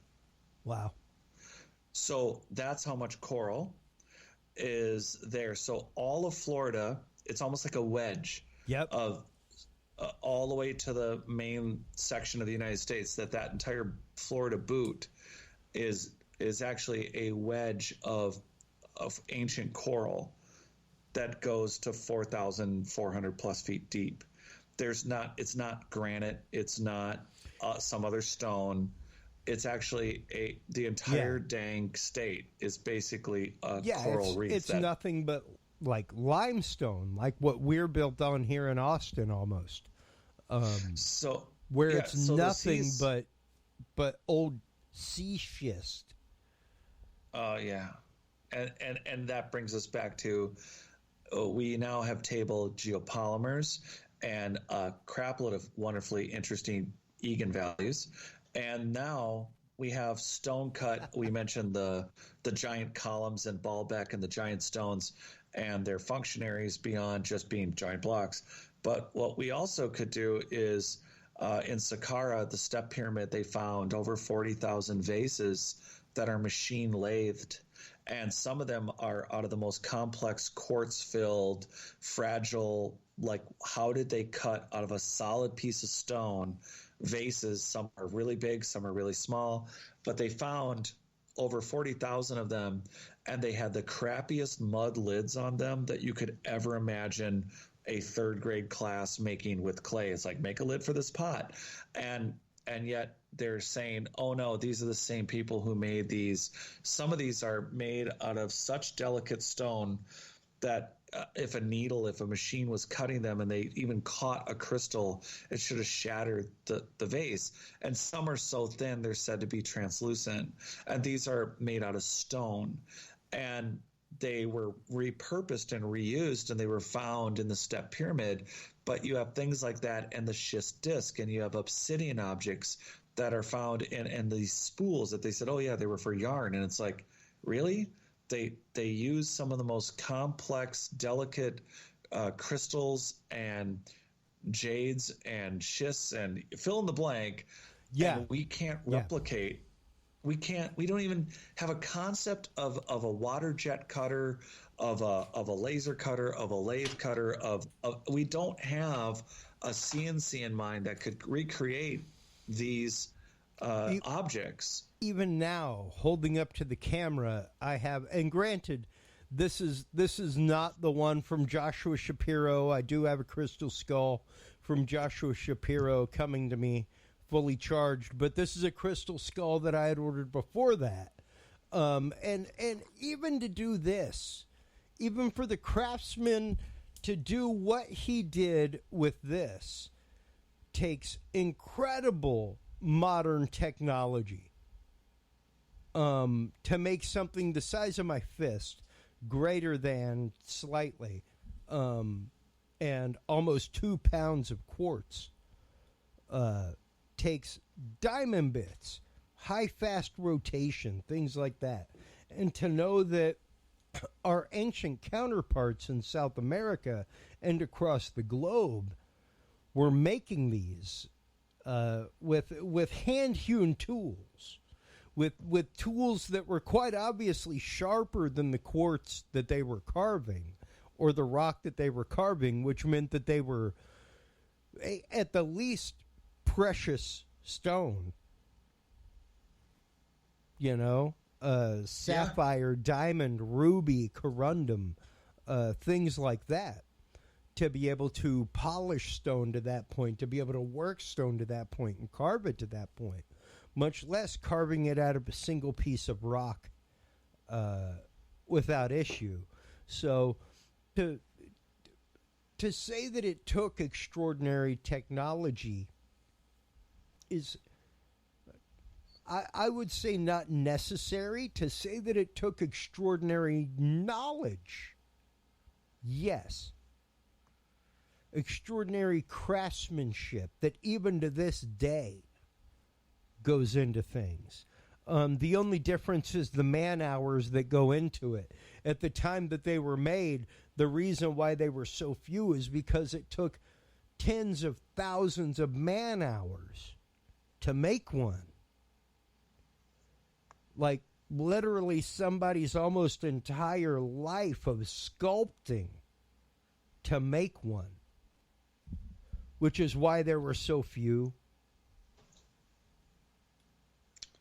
You know, and as far as these ancient these ancient vases and containers, they're not consistent with the lids that they're found with. Yeah, and it's so and again you start logging in other anomalies, and it's not about, hey, I'm going to collect everything and build a society that didn't priorly exist. The issue to me is the similarities and the techniques of the constructions, the issues, the values, in whether it is an Egan value, whether it's a high technology. We're still in the ground going, let's find a pyramid, let's find a building, let's find a temple, let's find something sacred. There's no one out there. Like, I just saw an article recently, and you might have seen it too, about their I'm going to call it nanoarchaeology, that the sedimentary remnants on Doggerland off the coast of France that they were able to test despite the seawater from the sedimentary remains underwater, they were able to start determining the botanical content of Doggerland from sediments, seawater. Wow. And this is the flora and fauna of Doggerland that they're talking about, which is definitely big time 8 to 15,000 years ago. Yeah. You could definitely still walk from Ireland, Scotland, you name it, all the way back to France if you wanted. And now, of course, it's just islands. The Baltic Sea is a sea. In reality, it used to be a lake. So is the Mediterranean. And I spent a lot of time working out a map in my book. And the reality is this idea of sedimentary research, of looking at the finite granulars to find what ultimately, getting back to it, engineered soil. And what that means isn't just for growing. Right now, when I went paleo about 10 years ago, I was looking for, and I wasn't familiar with aeroponics yet, which I'm a huge fan of, is that I was learning all about nutrients in soil, and that not all food is grown in highly nutritious soil. It might genetically be modified to be a big, giant, pretty tomato, but if it's grown in sand, it's probably not that nutritious. And I'm like, what's the best growing soil on Earth? I had actually come across Terra Preta and didn't think anything of it because it wasn't associated with it being a mystery. It was associated with, be careful, don't get caught. They export it, and in the Ukraine, it's called Chernozem's. It's a different kind of engineered soil, but it's in Ukraine, and they export it illegally for growing plants and for food, because there's a professor in Kansas that's been looking at it, that they also oddly can't determine why it seems to self-generate, that it seems to self-maintain, and it has heavy metal filtering abilities. It filters carbon dioxide. So you have to look at the soil, and I realized and I bring this up because I hadn't thought of it when I was looking for nutritious soil to grow food that would have high nutrient value. Later it occurred to me, well, wait, there's aeroponics. You can completely control everything, and we're 3D printing meat now. So it occurs to me that what if you have a global society that has way more people than we have in it now, based on now we're doing nanoarchaeology and finding engineered soil in deserts that we thought were abandoned, never populated, let alone again, a lineal assumption that we are the most populated now as we've ever been, when in reality, we may not be as populated as we are now as we ever were. That this soil has the qualities it does because it did manage carbon dioxide, it did manage heavy metals, it did manage not only for communication and energy transfers and communication, sending, receiving, but that actually beyond that, there is a human population that right now, if you put them all on an acre, every human being on the planet would fit in about 2.5 Texases, 2 Texases. Yeah. Right now. So what do we do with an entire planet that's actually quite empty? But back in the day, if we start establishing and mapping that the entire planet was once terraformed, well, and it does not take that long. A prime example that I give people, I am from Texas, but I lived in Maine for 5 years of my life. And one of the wildest places that I took people that came to Maine to visit me, I'm bringing it up on screen now, the desert of Maine. Look it up. It is the only desert east of the Mississippi. But it is quite literally the result of a sheep farmer who did not rotate his sheep and ate not only the grass, but the roots of the grass. And eventually, like, his entire place, numerous acres, just became a barren desert, like the Dust Bowl in the 20s, and to this day is still a desert. And it's a tourist attraction, all kinds of stuff. But it's a prime example of how fast that can happen. How fast you can actively turn a prime piece of real estate that was good for raising sheep into a friggin' desert. Wow. That's by not doing it right. By not doing it right. Yep.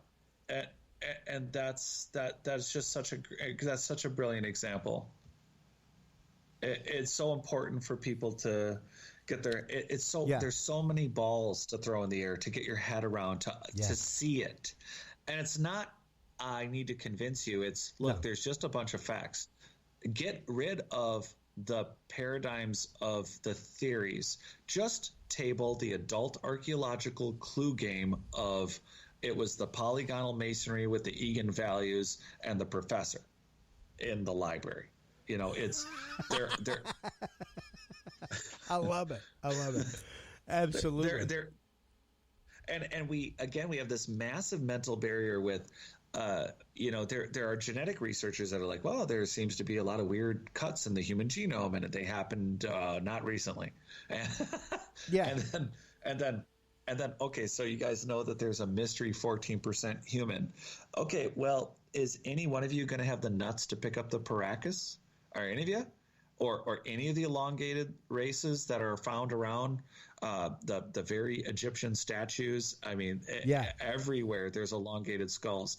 And they're not smashed head tribes mimicking the globe cultures. over that do not have the same suture lines in their skull, the same biological features that we have.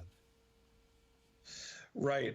And so you jump over to the east and India, Japan, all over are filled with megalithic constructions, and all of them are similar. So you gotta just go with, okay, well, what are all of these buildings doing having this? Well, let's have a list of things that the various sciences check every time. Let's start not only plugging for an engineered soil as in, oh, I put my hand in it like it's Gladiator before a battle here. It's, wait, what is the compaction level? Was there a settlement here? Was there a large construction here?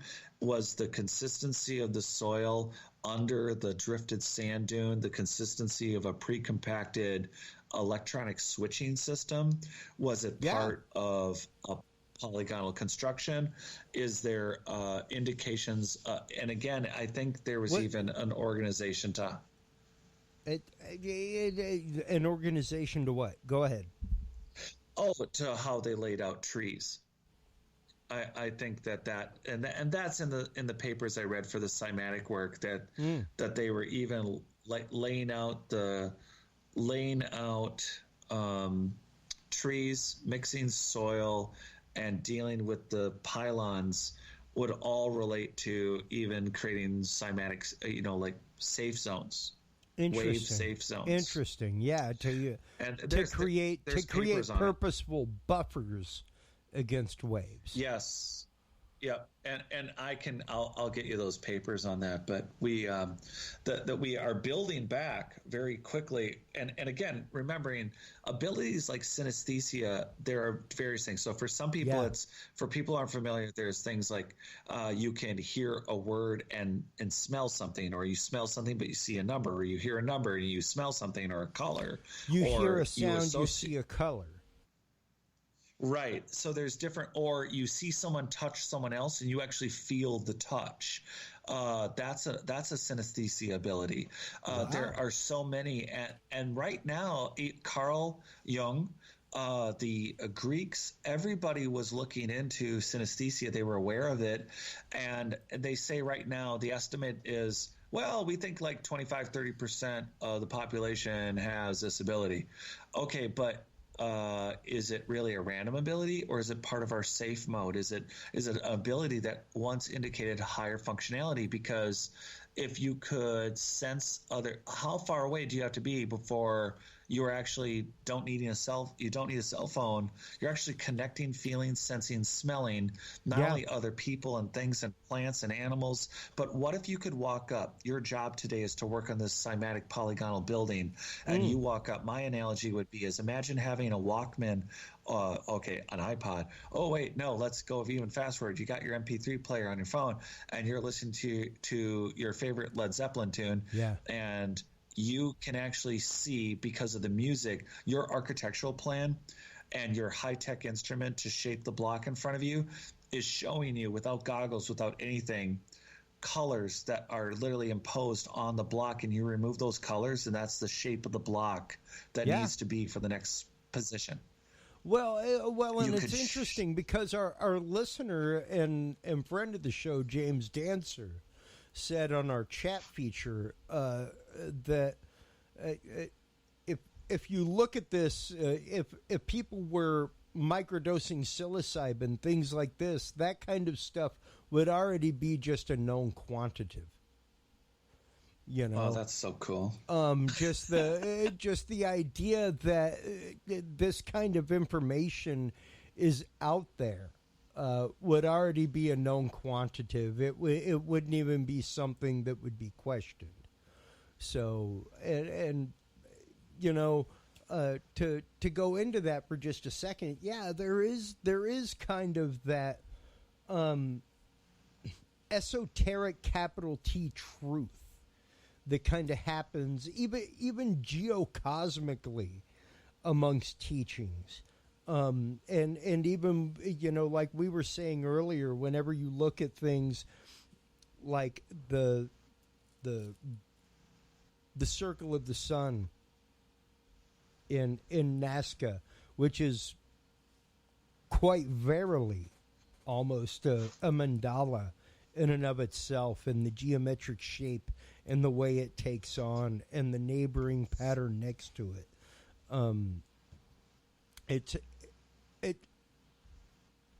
It almost just kind of screams at you once you start putting these things together and seeing the fact that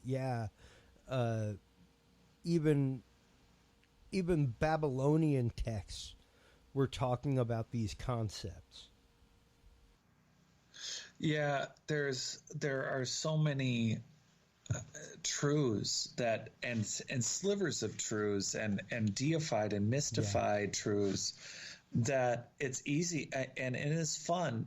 Don't get me wrong, it is fun to go off and talk about Anunnaki and things that are post-flood, post-diluvian stories, and you can. And it is a good time, but we have a greater mystery, and I think when you have we have to. I'm not always having to look over the next. It's kind of like being at the old used CD place, and you're constantly flipping. You don't know why, but you're going to flip every CD there. Find the one we are here in a historical mystery that involves not just our origin, but I touched on for a hot second, Wim Hof, the Iceman, 26 world records, climbs Mount Everest in shorts. I got to meet him and participate in the first American. It was me and three friends, and it was the very first time he came to America, and I learned how to do Wim Hof from Wim Hof, and it was quite amazing on Treasure Island in San Fran. And I've been a practitioner for a long time, and it's a way to not only consciously control your immune system, your inflammatory response, and be able to regulate your heat and your cold when you're in 20 below weather or you're in really warm weather. Yeah. And it's not just that. It's also a breathing technique with a meditation that isn't you need to worry about your problems. And I mean, the minute you start doing this breathing technique and the Wim Hof method, you do not need to be told what to think about. There's a switch that goes off, and you're superhuman. If you want to call, right now it's called superhuman. But the first thing he says in class, it was effing. He doesn't say it that way, but he says effing demystify. You want an effing prayer? He throws his hands together and goes, "There you go." Ooh, he goes, effing demystify. You can do this. We forgot we could do this, and we mystified it. And I can't preach that enough, that we have physical abilities and programming. It's programming. Yes. We're finding, back to that vibrational medicine, we're finding electronic switch. Woo! Yeah. And touchdown. Metaphysical touchdown. That's it. Into the esoteric well, reality. because it really is just that fact of, like, we have just forgotten. That's all. We've just forgotten. There is that capital T universal truth. There is that concept out there. There is that means by which to gain enlightenment in a larger sense. But you have to be willing to sacrifice what you know as you. You have to be willing to sacrifice what you know as the norm in order to achieve that. And you really do have to be willing to accept that though you have influence, there is a current of movement that you are only a part of. It's this mystery. Everything we're talking about is exciting and fun. I really do think this for people out there, because connecting these points, the spider web, it is relevant to being more connected, more present, happier, and ultimately not murdering each other over just ludicrous positions on fill in the blank. And the reality is that there isn't an us and them. This is a connected world. Yeah. And we can mourn the loss of the greater connection of it, but it is very uncomfortable when you start with not theories, but the facts of, let's just take Terra Preta itself. The exact Terra Preta is found not just in Brazil, and currently they're just estimating it to be the tune of, well, we think it's an area about the size of 2 Great Britons or 2 Spains. But the identical Terra Preta is found in other countries in South America and in North Africa and basically in Australia. So what are we doing with an identical recipe like those amphora and the cocaine? That's all post-flood. That's all just dynastic peoples remembering old maps and knowing that the world is bigger than they knew the world was big. And then we'll just keep ignoring the fact that Chinese admirals completely made it to South and North and Central America. Yeah. And yet those just, again, it's like woo-woo, nothing over there. Qigong, again, all the Eastern techniques, the proof of the meridians and the chakras not being mystical, but being actual human diagnostics, like the meridians actually being real, and actually having South Korean scientists did the injections at the meridian, at the acupuncture points with actual radiocarbon material that when they MRI'd it and looked at it, they're like, wow, there's a subvascular system that actually goes through. What they were able to conclude was not only is the actual acupuncture lines, capillaries, the actual system is an actual enclosed system, but it appears to be there as a template for the vascular systems that we know of to build on, as if like the Carillion photography in the early vibrational medicine and Burr's work in the 1940s to show that unfertilized eggs and seeds show a completed template in the magnetic field energy that the fully grown plant from the seed, that the fully grown human, or the leaf experiment where you cut a third of the leaf off and it's still there in the holographic imaging, that is actually part that this meridian system is there prior to the growth of the vascular and nervous of all. It's like it's part of this even holographic the concept image of what phantom limbs with human beings. Yes, exactly that. Where somebody gets a donor part and starts adopting characteristics of the person that they got the donation from, or the same thing with feeling limbs that were previously there that have been severed and are now mechanical. Yeah, and I recently have been trying to bring some more attention to this. An orthopedic surgeon in New York was the first to experiment with doing salamanders can regrow limbs. And then frogs have, in quotes, evolutionarily developed to not. And side note for everyone, the estimate is 2,500 to 4,000 or 5,000 species of things are found every year. Now, a lot of them are bacteria and fungus, but we find a lot of things. So for the world, you think, for your manual, for you folks out there who think only 500 million people and 5,000 woolly mammoths and 50 billion mosquitoes should be here, you need to keep looking at what's still alive on the planet. But when it comes back to frogs are not able to regrow limbs. So one of the things that they did was they were removing salamander limbs and measuring and equating there was a negative charge to the cells. There was a particular frequency. There was a particular magnetic current and a magnetic signature to the limb that was regrowing on the salamander. Well, they mimicked that in the frog, and voila, the frog regrew its limb as it re-remembered once it had the correct negative current.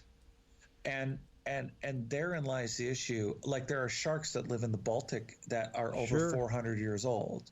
There are trees that the question isn't whether or not cells can be repaired, but what I was getting to is that on the cellular level, what they were able to determine, and here's a word for all you sci-fi / robot loving people, is that they described electronic cellular switching was going on in the repair area, and they noted it in severe fractures, and they noticed that they could create a current, which first were internally planted on experimental animals, and then later they found just placing a particular current on the surface of a broken bone cast system and running a particular current during night was allowing what should have been limb severing, amputation breaks to return to almost fully normal, complete regrowth by applying currents. Wow. And this is technology that's being used in modern medicine now. And so why now? So you end up with the lizard from Spider-Man, Like, or the Sleestacks or V or like, see?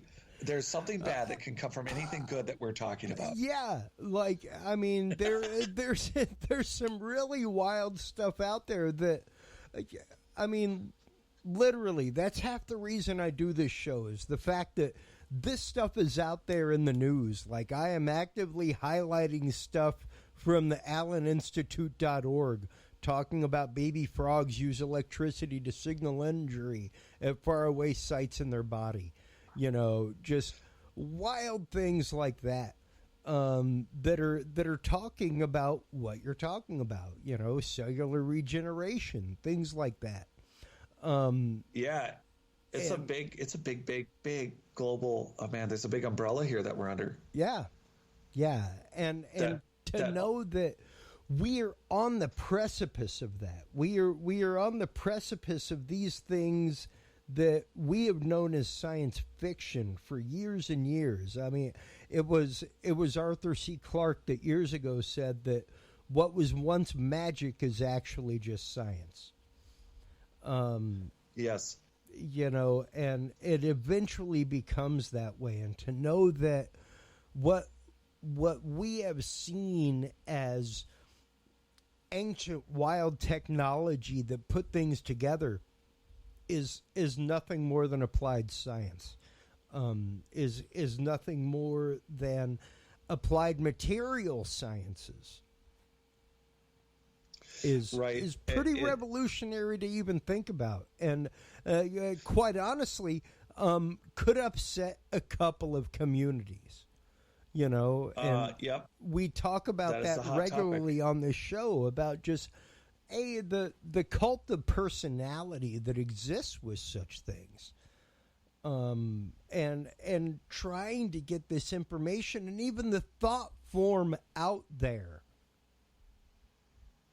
Yes. And these platforms, you know, us talking and collectively, this is everyone's history, but it's also everyone has a planet. Everyone has genetic memory. Everyone has an idea, and they might call it spiritual. They might call it paranormal. They might not be sure, but this is everyone's game. You could be no expert, but see a photo that might remind you of something that you may have think was in your history, but it could be collective. It could be a collective consciousness. It could be a download, some kind of memory. So whether you are casually listening, observing, self-experimenting, this is everyone's ball game.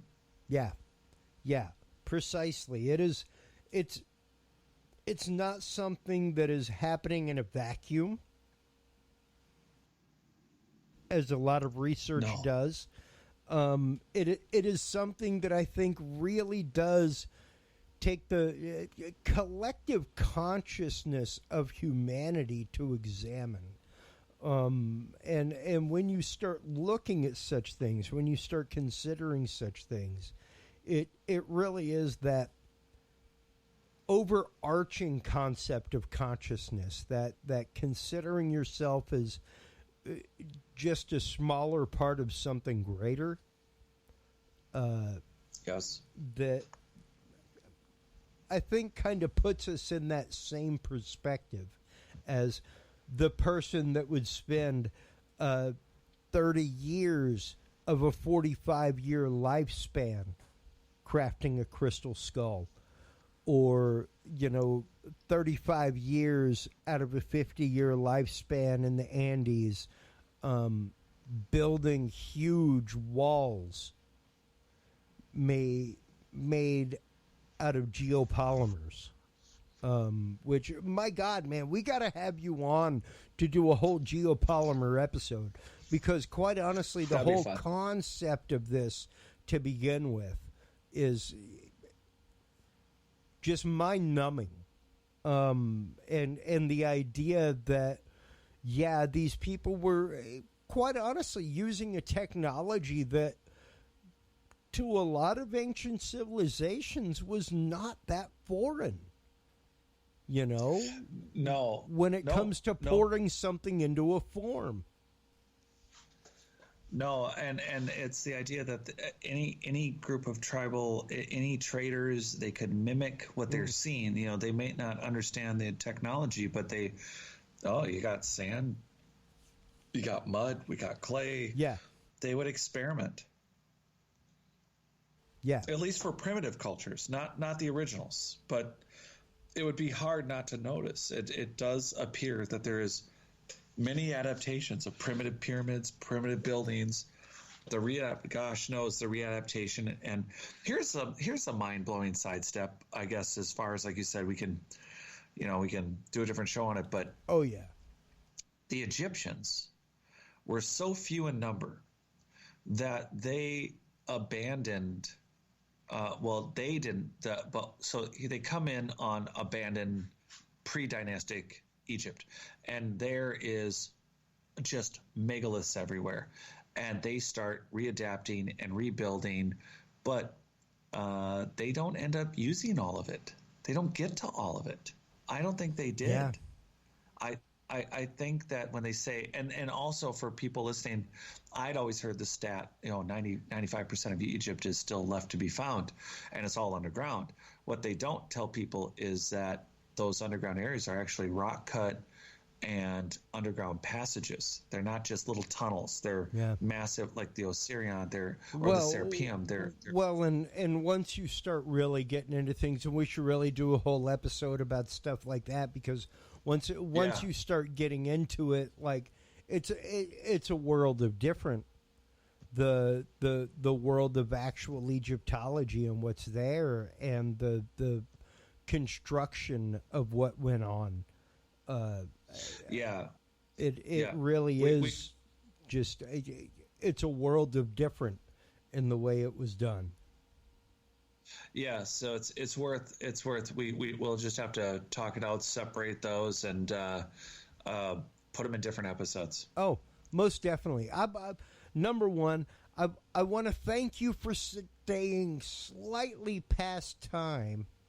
For a first-time guest, just a little bit over time.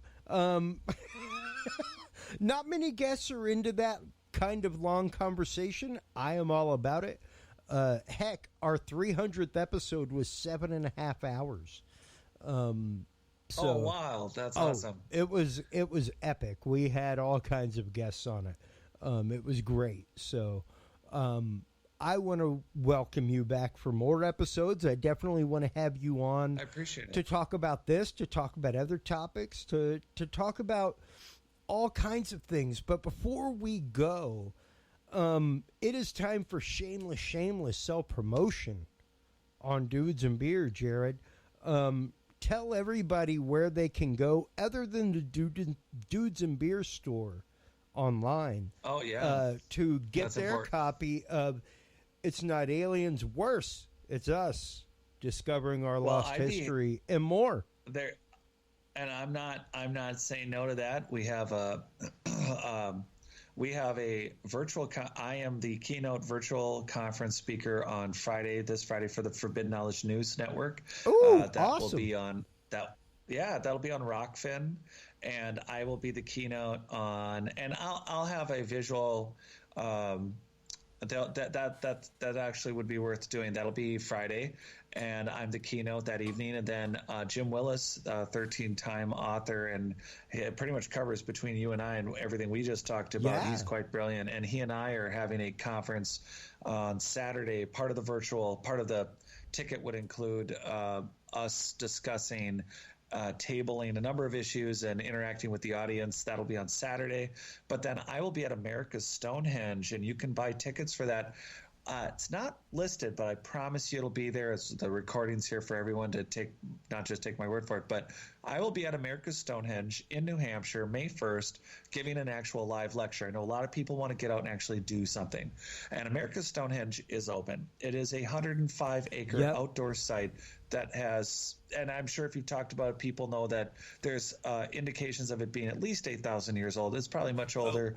We have featured the owner of America's Stonehenge Dennis here on the show, and Dennis is an absolutely amazing individual. I cannot wait until the next time that I am up in the area so that I can come up there and visit him.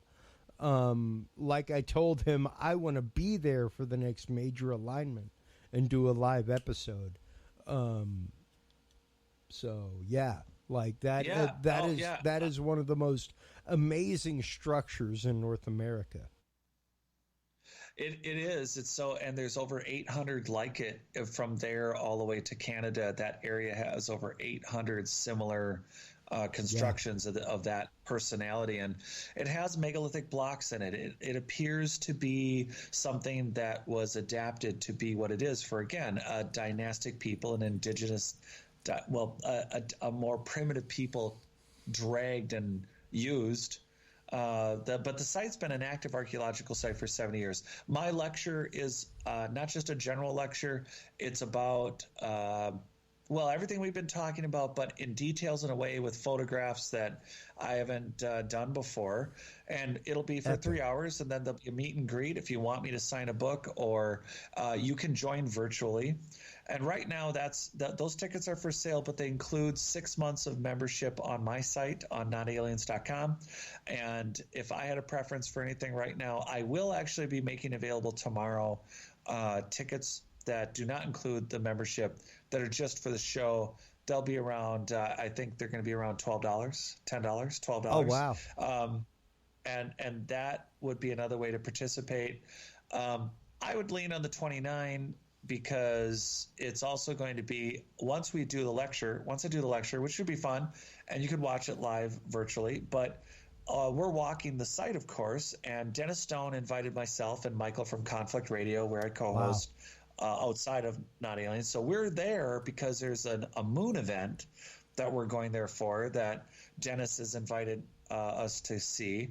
And then Saturday we'll walk the site with everybody after we break from the lecture to do the site tour, which should be super fun because we'll continue beyond the meet and greet and book signing if that's the direction it goes. But really, I would love to see people there or see you there virtually. That's the big thing, is to get people in doing something that doesn't involve not going out. But I know travel's still difficult for a lot of people, and it is a huge trip, and it's really just a one-day event. It's not like it's a big conference, but that's really what's up. That's going on right now that I'm happy to have talked about in our first awesome, fun interview, if we can even call it that. I think this was a great study hall for everyone who's interested. Well, and that's just it. Like, interviews are one thing. Like I told you in pre-show, I try to just have conversations. I try to just have open-ended conversations with people where, we talk about evidence, we show evidence, even to show the fact of, the wild things going on at America's Stonehenge. Like, Dennis Stone was such an amazing guest, and I cannot wait until the day. I lived in Maine for many, many years, and it was right down the road from me, and I never got to make it. And now my wife's family is from right down the road, and it's one of those like, oh, believe me, Dennis, I will make it. Like, it will happen. It is only a matter of time. So the fact that folks like you are going out there and giving these presentations, talking about this stuff, bringing to light the fact that, once again, like guests like Dennis Stone have said,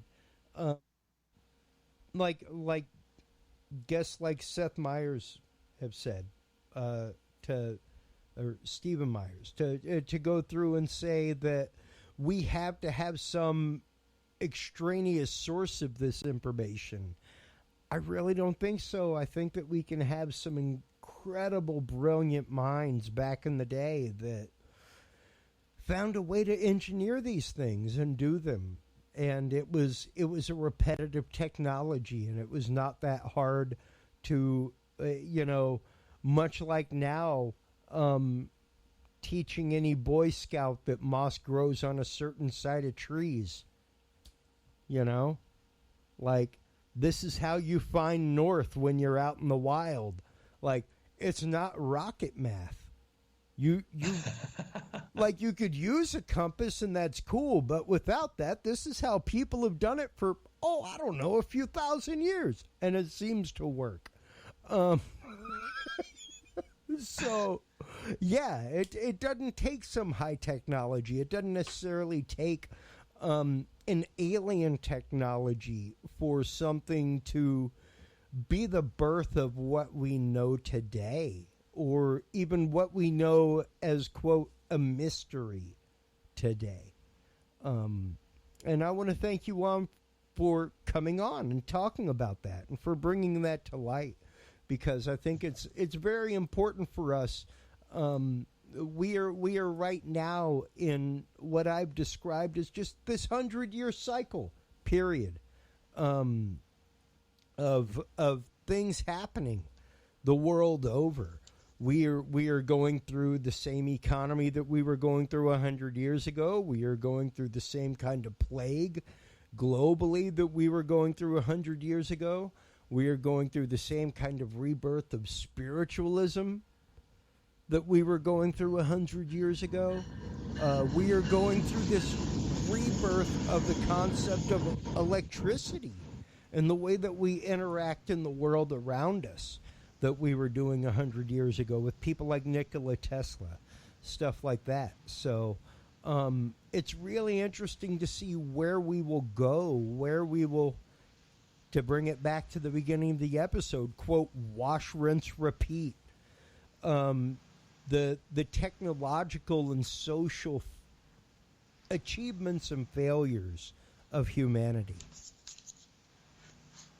Yeah, this is it's quite a renaissance that we're living in. Yeah, it really should be. People need to get their head around. This is really exciting.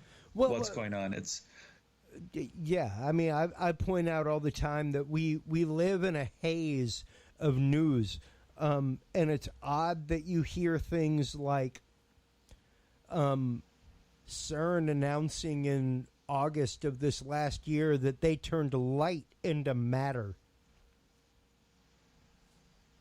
Like, let your head wrap around that. They turned light into matter.